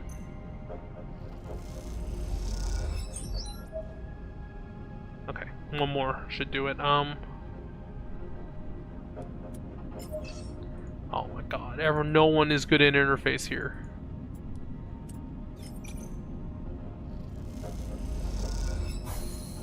Okay, press stress. What happens? Unlock with cipher. Do we have it? Unstable cipher, no we don't. We have to find the cipher first, okay. Can't rest when you're recovering when you're on the thing, okay.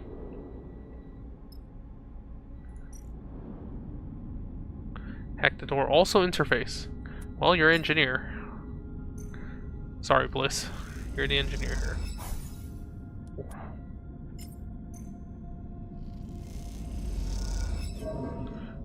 Oh boy, that's not good.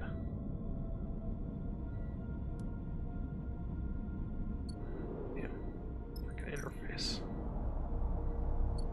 Okay, I can't do anything with that.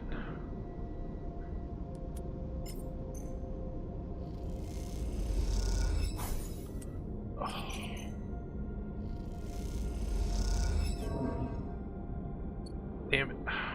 I'm eating stress now. Okay.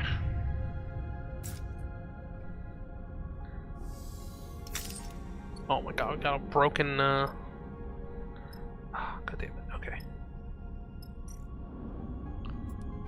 I'm gonna keep pushing myself, because we gotta finish this quick. Does he get minus for interface? Yes, he does. Damn it, okay.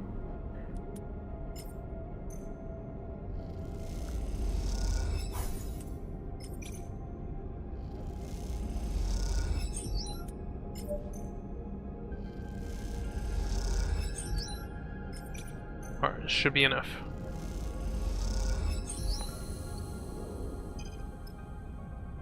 Oh my god, there's a new location.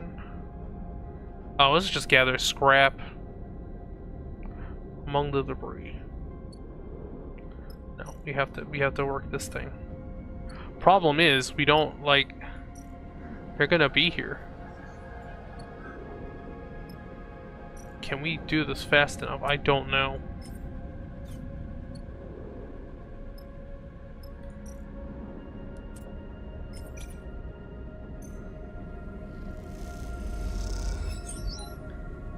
Okay.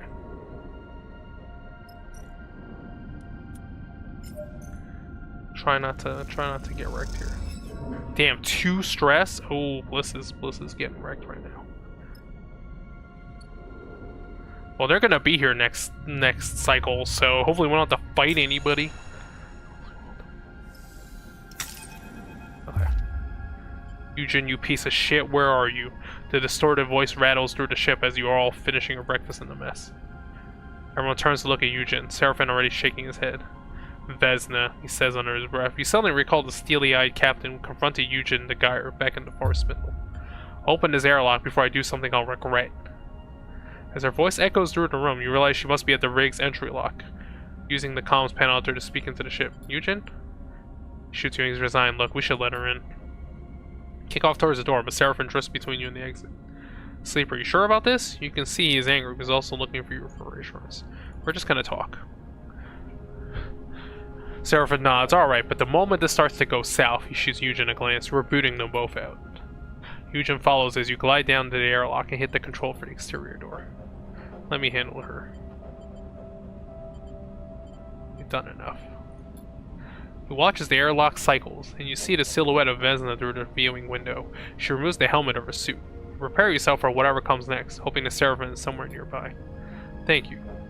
Vesna floats through the airlock door, her eye implants making it hard to read her expression. I prefer not to have to stand outside banging on the door.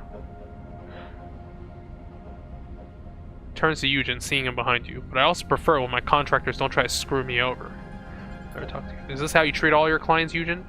Promise to deliver the coordinates they helped you find, and then instead, when you find out their value, go to another crew to try to steal the prize out from under their nose? I knew you were an amateur, she smiles. But I didn't know you were an idiot, too. Tell whatever stories you want, Vesna. Until I am paid, there is no deal. Eugen smiles. Did you pay me, Vesna? Vesna looked frustrated. You know as well as I do that payment was on receipt of the coordinates. Well, sorry to say, I won't be able to deliver. Eugen shrugged. Deal's off. You piece of shit. Vesna's hand goes to her hip. Now, you're a guest on this ship. Seraphin's voice comes from somewhere behind you. Let's all remember that. You turn back to see Seraphim holding a hull bolter on his waist, its wide muzzle trained on Vesna. Vesna, hold on, lets her hand loose at her side, abandoning her threat. Of course, she sighs. I thought you might all see the beach of trust in this situation, but I was wrong. I don't want to escalate this. On that, we were all agreed. She backs off a little toward the airlock door. Eugen, she looks at the freelancer. Don't think I'll back off. My team can find this thing faster than any mongrel crew. She smiles. First to the prize takes all. We had a better crew win. Indeed, she smiles. Oh, now it's a race. Eugen suddenly tumbles forward as something hits him in the side of the head.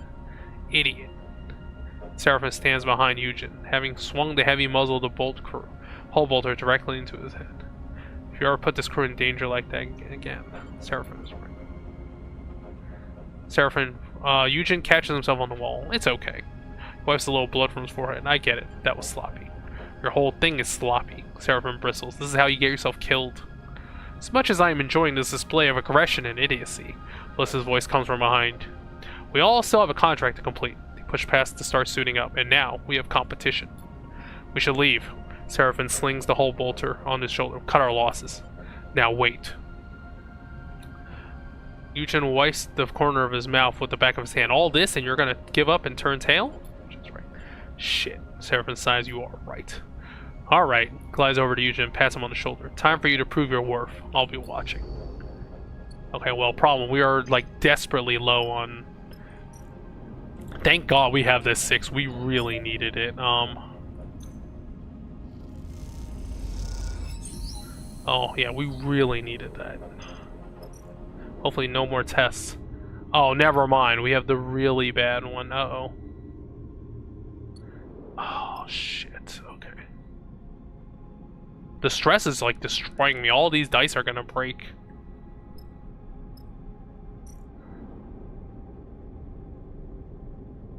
So this is just gathering scrap. I need to find the freaking cipher, I guess, which is what you gather from this. Problem. Interface is bad. It's really bad. They're gonna get it unless can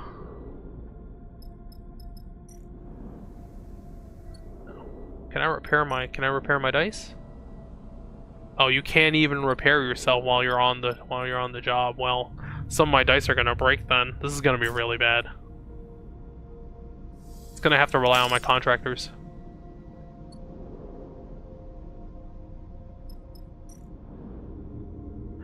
It's just gonna have to rely on my contractors now. Push.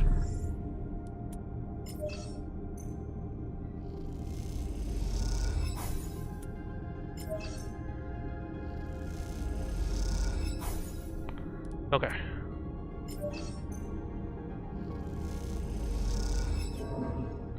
Nope.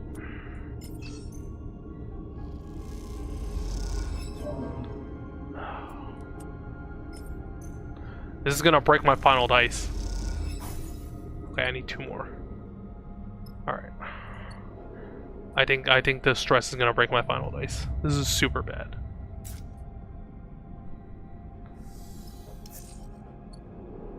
Okay.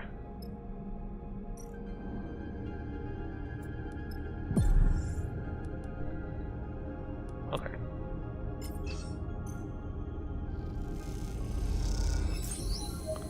Okay, we did it. Do we get the cipher? Got the cipher. Okay. Do we get the thing?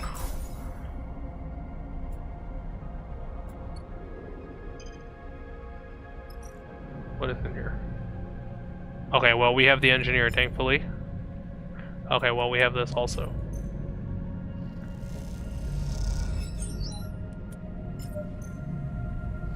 Do I have exactly enough? I really hope I do. Because this is gonna be bad if I'm like, oh shit. I think they're gonna get it. They might get there before me. I was literally 1 move away.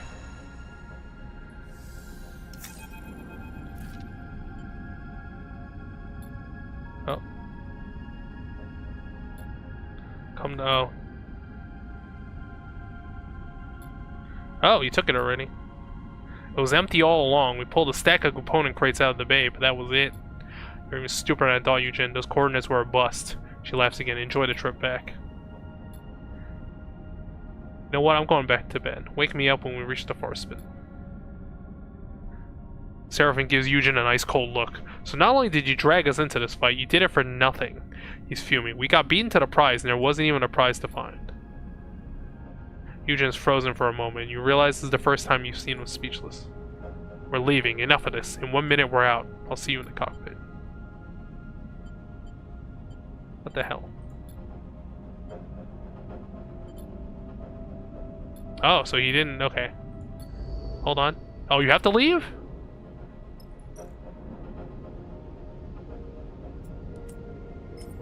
Well, at least we can get some salvage, I guess. I don't know.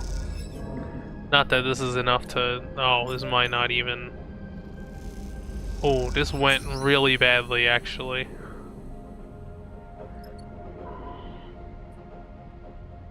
This job went real bad.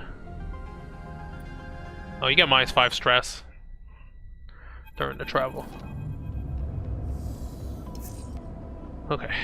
Well, I'm still pretty... all my dice are broken.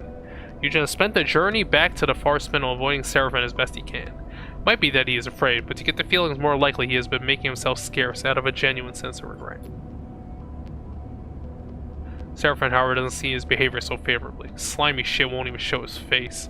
Seraphim complains loudly as he finalizes his document. Put us in a spacer cruise site with no care for anyone but himself. Enough, Seraphim. Okay, here we go. I owe you all an explanation. His voice is low and steady. Believe it or not, this was not my plan. Yeah, your plan was to find the loot in that wreck and split with it, wasn't it, big man? Seraphim glares at Eugen. No. Eugen gives him a tired look. It wasn't. Hear him out, Seraphim. Bliss cuts in front of the back of the cockpit. Benstein's been searching for a ship. Eugen looks over your heads at the far spindle. An infamous ship. Seemed like she already had a ship. Seraphim interrupts. That was part of the problem. Not a rig. Eugen looks towards him. A faction drive ship. An interstellar ship. That seemed to shut Seraphim up, and you don't blame him. An interstellar ship here? In the belt? That's tech from the core systems. No way. Eugen sighs. I get that you don't trust me, but I'm not lying. Shouldn't even be telling you now. Eugen frowns. Word gets out there's a factory-fresh faction ship somewhere in the belt? People kill for less. Shakes his head. Gangs kill for much less. You were telling me there's a fraction ship that no one has found that's been sitting here since when? Seraphim shakes his head. Since the collapse? Believe it or not, that's exactly it. Eugen looks to you. Vanessa put me on the trail. She wanted me to find his location for repayment. He looks away. An old debt. But the moment I found the data that verified its existence, that confirmed the ship was out there. I couldn't give it to her, and that's when you found me. Why keep it from her? Eugen folds his arm. You may have met Vesna, but you don't know her. Eugen meets your eye. She's one of the last people in the Belt who should have a ship like that. Well, no one has the ship now, if it even exists. Need I remind you that it wasn't there? Seraphim shrugs. Your data was a bust. No. Eugen shakes his head. It was there once. Those wrecks, those were the ships that fought over the Fraction ship. A bunch of Solheim corporates who wanted to get out of the system when it all came down. And that ship was their ticket. The Aphelion Path. Eugen looks down at the far spindle. It was there, but someone moved it. Hid it long before we got there. Leave the belt? Sign me up. Eugen laughs. You and me both, Sleeper. Eugen inhales, long and deep. I'm sorry, Sleeper. He looks at Bliss and Seraphim, and to you both as well. I wanted to keep this secret. I wanted to find the Aphelion Path, and I knew that if I did it, you would understand. Still, I was wrong to manipulate you. He bows his head. But I'm not done. He raises his head, his gaze hard now. I will find the ship, and I will leave the belt. How will you do that? Seraphim shoots him a sly look. With no ship of your own and Vesna at your back. Eugen ignores him and moves closer to you. Sleeper, I will uphold our deal. I will serve on your crew, and when I have news of the Amphibian, you will know. That is what we agreed. Seraphim turns to you. I know. I always say it, but this time you have to listen, Sleeper. Seraphim gestures to Eugen. This guy is no good. I've known his type. Don't bring him. This can be your escape too, Sleeper. Okay, you're right. Seraphim sighs, getting up from his seat. Got a lot to prove. Passes close to Eugen as he leaves. You better get on with it. Eugen meets his eye but says nothing. Once Seraphim is gone, he looks to you and nods. Thank you. Turns and leaves too. Quite the ragtag group we have here, Bliss nudges past you. I know you understand what a second chance means for you, Sleeper. They smile. But I'm glad to see you understand the others need the same. They slip out before you can respond. You stare out of the cockpit at the lights of the far spindle. You hope Eugen understands his mistake. And you hope even harder that Vesna doesn't hold a grudge, even though you know for a fact she does. You sigh. The bunks are going to need expanding at this rate. Oh, I am so screwed. Oh, what's happening? Like, I'm starving, all my dice are broken. Since we cleared Hexport, I've been putting out feelers for something. Rubs his hands nervously. I've been out alone in the belt a long time. I came here alone. But back on Drake's dark side, just before we made a break for it, I heard something. I heard someone was looking for me.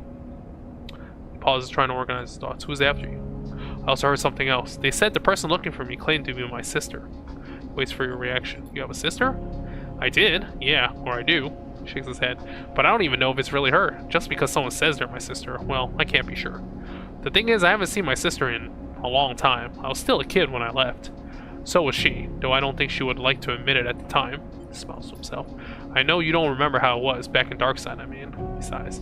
But we were alone, you and me. Lane didn't let us out much, just to work and that was all. So when I overheard one of his guys mention someone was sniffing around, trying to find me, I didn't know what to think. He frowns. And then hearing could have been my sister, he goes quiet. Try to recall that time. The cycle's working under Lane's influence. Working for him in exchange for stabilizer. You close your eyes, focus, but the details flicker.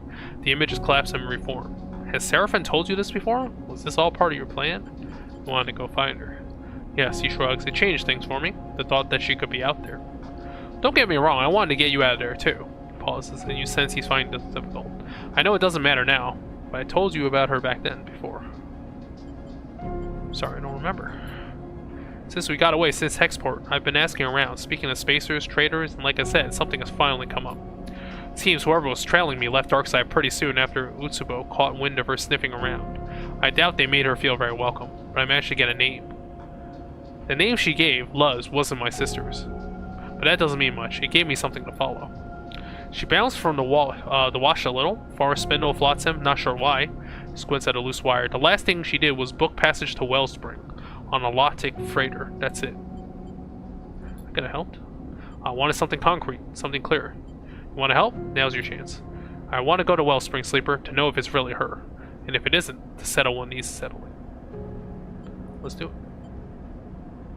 Thank you, Sleeper. I'll admit it's been strange, reminding myself that everything we talked about back on Darkside, everything we did, is lost now. He smiles, but I'm glad to see you're still you, whatever that means. Back to it. Okay. There's no time limit on this one, I guess. We do have some scrap, but I mean, I don't know how many credits it's gonna get you.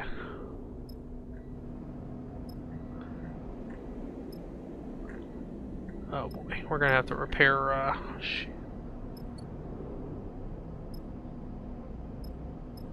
Okay, let me see. Workshop.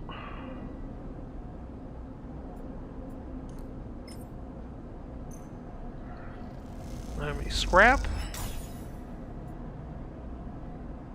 Oh. I can't use process scrap. I need, inferior components. Where do I buy that, though?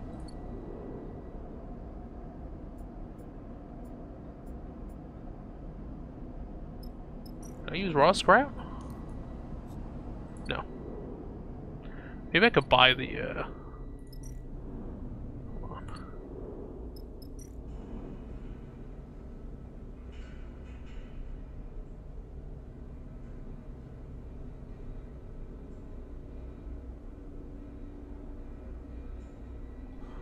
Alright.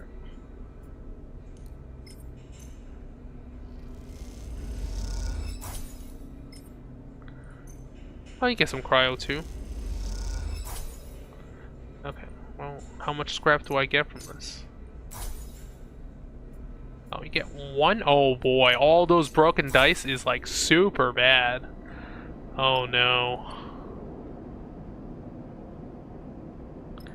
Hold on.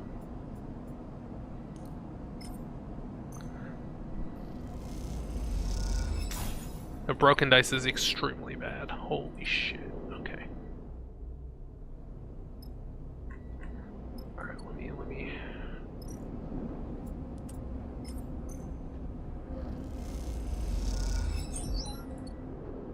I need 2 scrap to repair each of those things, so. Oh my god.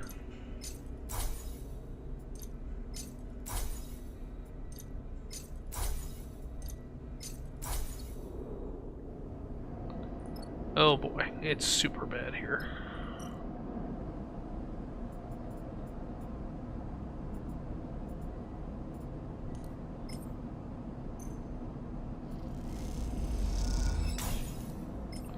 Gotta make some money too, because otherwise we're not even gonna be able to. I mean, the starving thing is actually not that big a deal. You can just buy some food. Well, we have to buy enough to get supplies.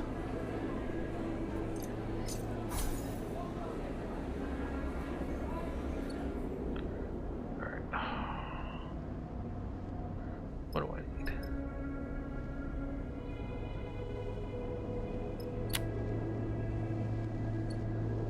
Do we have enough to buy supplies? It's like what, 75?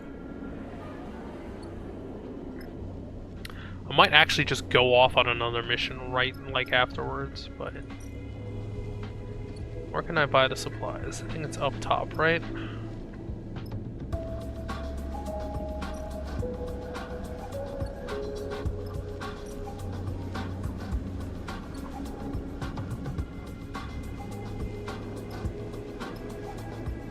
Trade hall.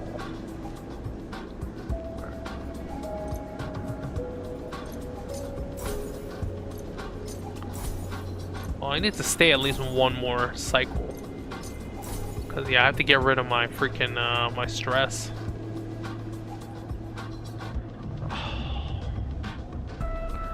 That job went really poorly, I gotta say.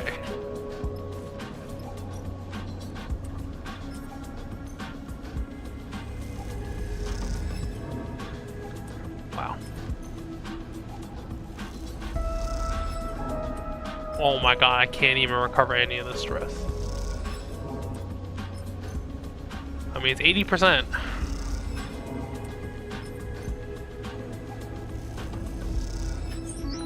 Okay, well. Can I even...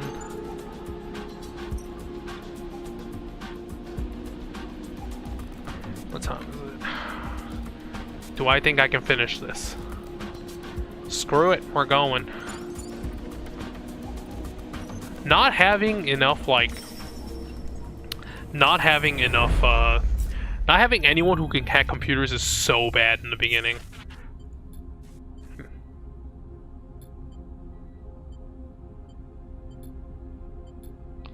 Say we court a snowball fast. Eugen shrugs. The less time we're out here, the less time we're likely to run to any Conway left behind. He smiles. Simple. Sure. Seraphim cuts in, but fast means messy, and messy means more damage to the ice. We don't need to crack the shelf and lose half the water we came to survey. Who said anything about messy? Eugen stretches, unclipping from his seat. Fast and clean, he winks at you. Easy. Okay, so we're surveying for water. The asteroid may be big, but it is held together with only a weak gravitational force. The more the ice is cracked away, the less there is for the forest spindle to harvest. Something you doubt Malik will be happy about. Push the worry to the back of your mind, get suited up. Something on your mind? The job. I don't want to jinx it, but it seems simple enough. Can't say rock, or in this case, ice cutting is my usual strength, but it's gotta be simpler than slicing a hole without touching any of the internals. Bliss zips up their suit. We'll be fine. Bliss's reassurance that they don't have any experience with the job you are about to do doesn't exactly calm your worries, but their nonchalant attitude helps, especially when you consider the volume of ice you're about to start cutting into. Cheer up. Bliss punches you on the arm as you get into the airlock. Might never happen. The lock cycles and you find yourself staring out at the glinting surface of the asteroid. 1 second, sleeper. Seraphim's voice comes over the comms. I'm seeing something here. Some kind of man-made shaft on the far side of the asteroid. Interesting.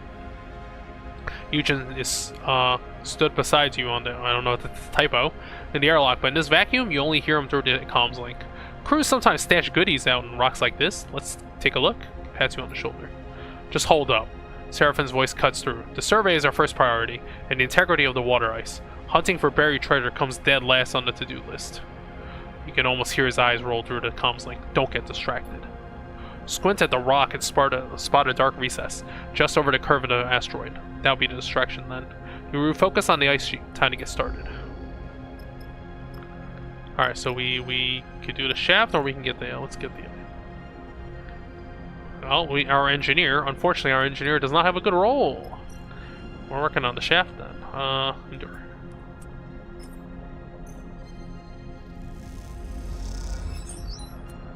Actually, hold on. But if the engineer, hold on, can we? Oh no, yeah, okay.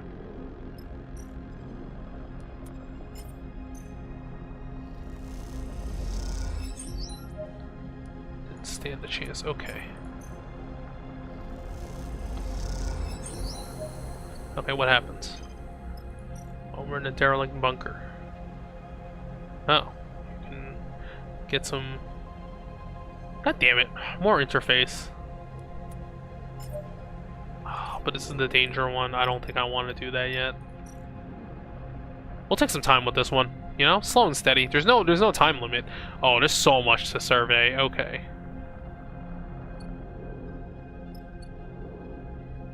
Alright.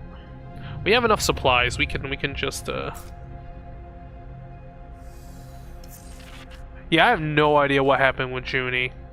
Hopefully she survived. She was just on the whatchamacallit when the she was on Hexport when the explosion happened, right? I don't know. Hopefully she's okay. Okay, so engineer, slide away ice. Why does this work for an engineer? Rather than scanning for a sampling location, you can make one by chipping away the surface ice to reach the core. This is an aggressive approach. Okay, so only do this with 6s. Does he have negative engineer? He does. Okay, so we don't want to do this with him. I guess. Damn it. So if they're not his good skills, he's just oh, damn. Okay. Dude, rolling these ones is so annoying. Okay, goes to the past.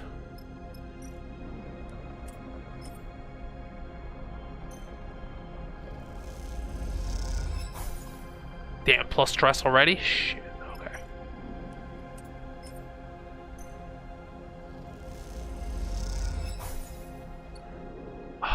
We basically only have 3 more turns. I don't want to use the one. I don't want to use the 1 dice on anything. So I'm just gonna, yeah, I'm just gonna just gonna take my time. Damn. Okay, we got a lot of 6s here. Okay, this is very good. All right, we got the ice halfway cycled. Surveyed. I mean.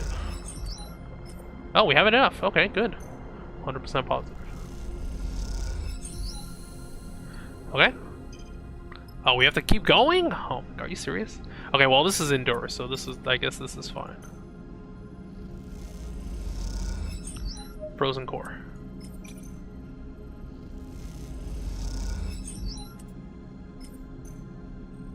Two more supplies, 2 more turns.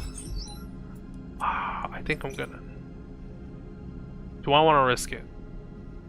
That's okay. I mean, we didn't have too much stress already. Okay. 1 more and we're good. And then we start taking damage if we this one is pretty simple. Okay. Okay. Alright, we got it. Okay, we did it.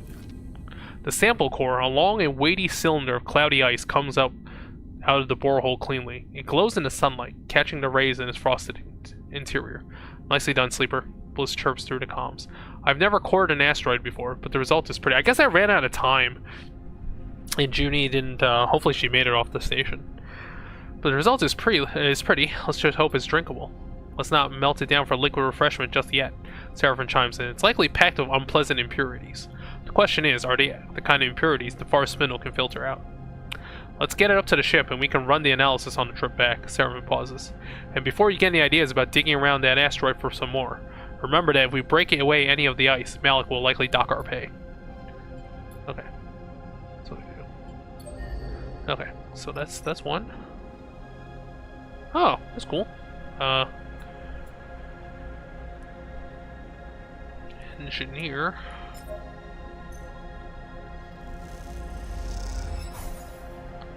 Damn, we got 1 ice stress. Okay, so you gotta be careful not to... I basically have 1 more turn. Damn it, this guy's so incompetent in any of the stuff he's not specialized in. I guess we're doing it. Damn, okay. Alright, it all depends on this next roll. Yeah, it all depends on next roll. I mean, we already got the main objective. It's just about the other stuff. Okay, well, I got a bunch of 6s, so this is probably fine. Right, I got 3 6s. I can literally do this myself.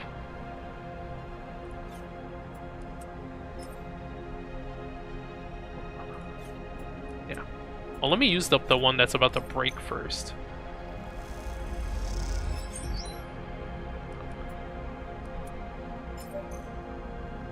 Come on, you don't even get +1 to engineer. Okay, well. Okay.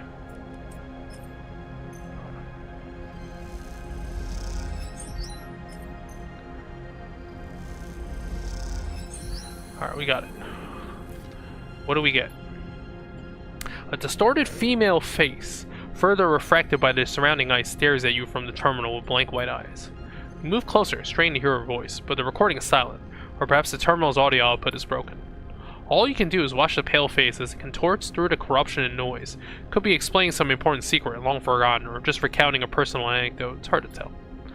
Well, you can read lips in the future, can't you? Circles and curving arcs flash across the face. Graphical visualizations of orbits and flight plans. You squint at them, the shapes unknown to you. And then, just as soon as it starts, the playback ends, leaving a frozen frame on the screen. A ghost face circled by orbits. You slot a drive into the terminal and copy what residual data is left, unsure where it might lead you. Once it is done, you shut off the terminal once and for all. As you leave the bunker, the pale face flashes once more in your mind. Those blank eyes, the flat stare. Was that a human or something else? Turn the image over in your mind, unsure of its importance. Yeah, we already did it, right? That's everything. Alright, let's get out of here. -5 stress, amazing.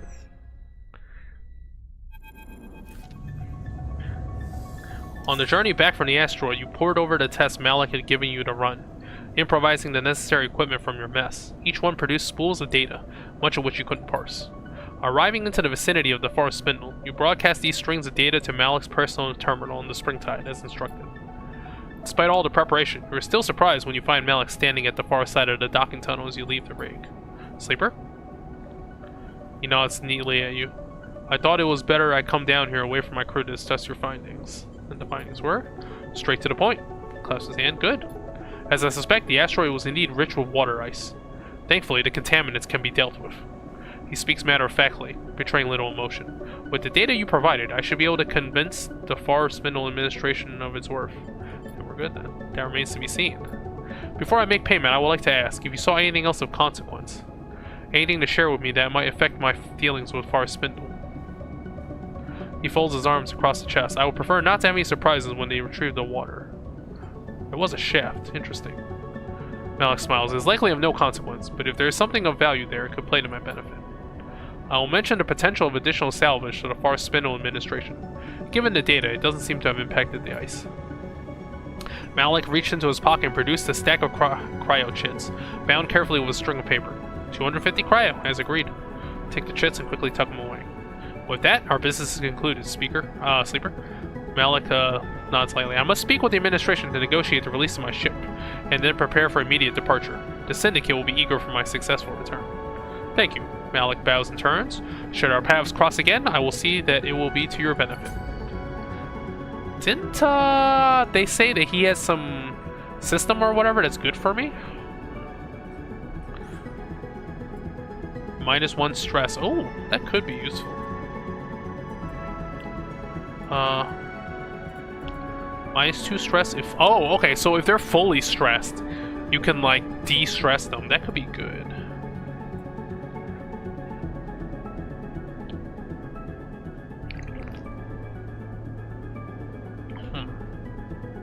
That could be useful. I mean... I guess this is more power. This is more useful than having a straight stat, right? Like, this is so expensive. You could max this for the price of getting one upgrade.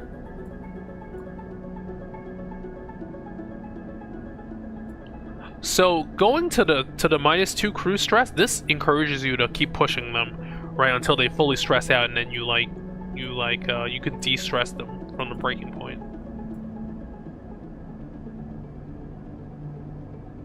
I think I like this better. Or I could just keep YOLOing, I guess. No, I'm gonna play. I prefer to play more cautiously.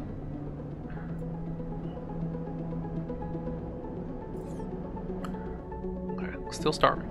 200. Wow, we got a pretty big windfall. 250 chits. Let's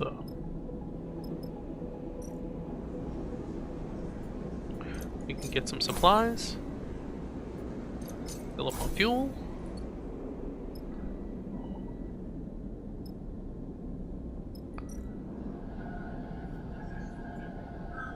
Oh, we get the food. Where's that food? Oh, kelp cakes. So I guess your really shitty dice you can use on, like... Okay, worst comes to worst is that you just lose some energy. Oh, okay.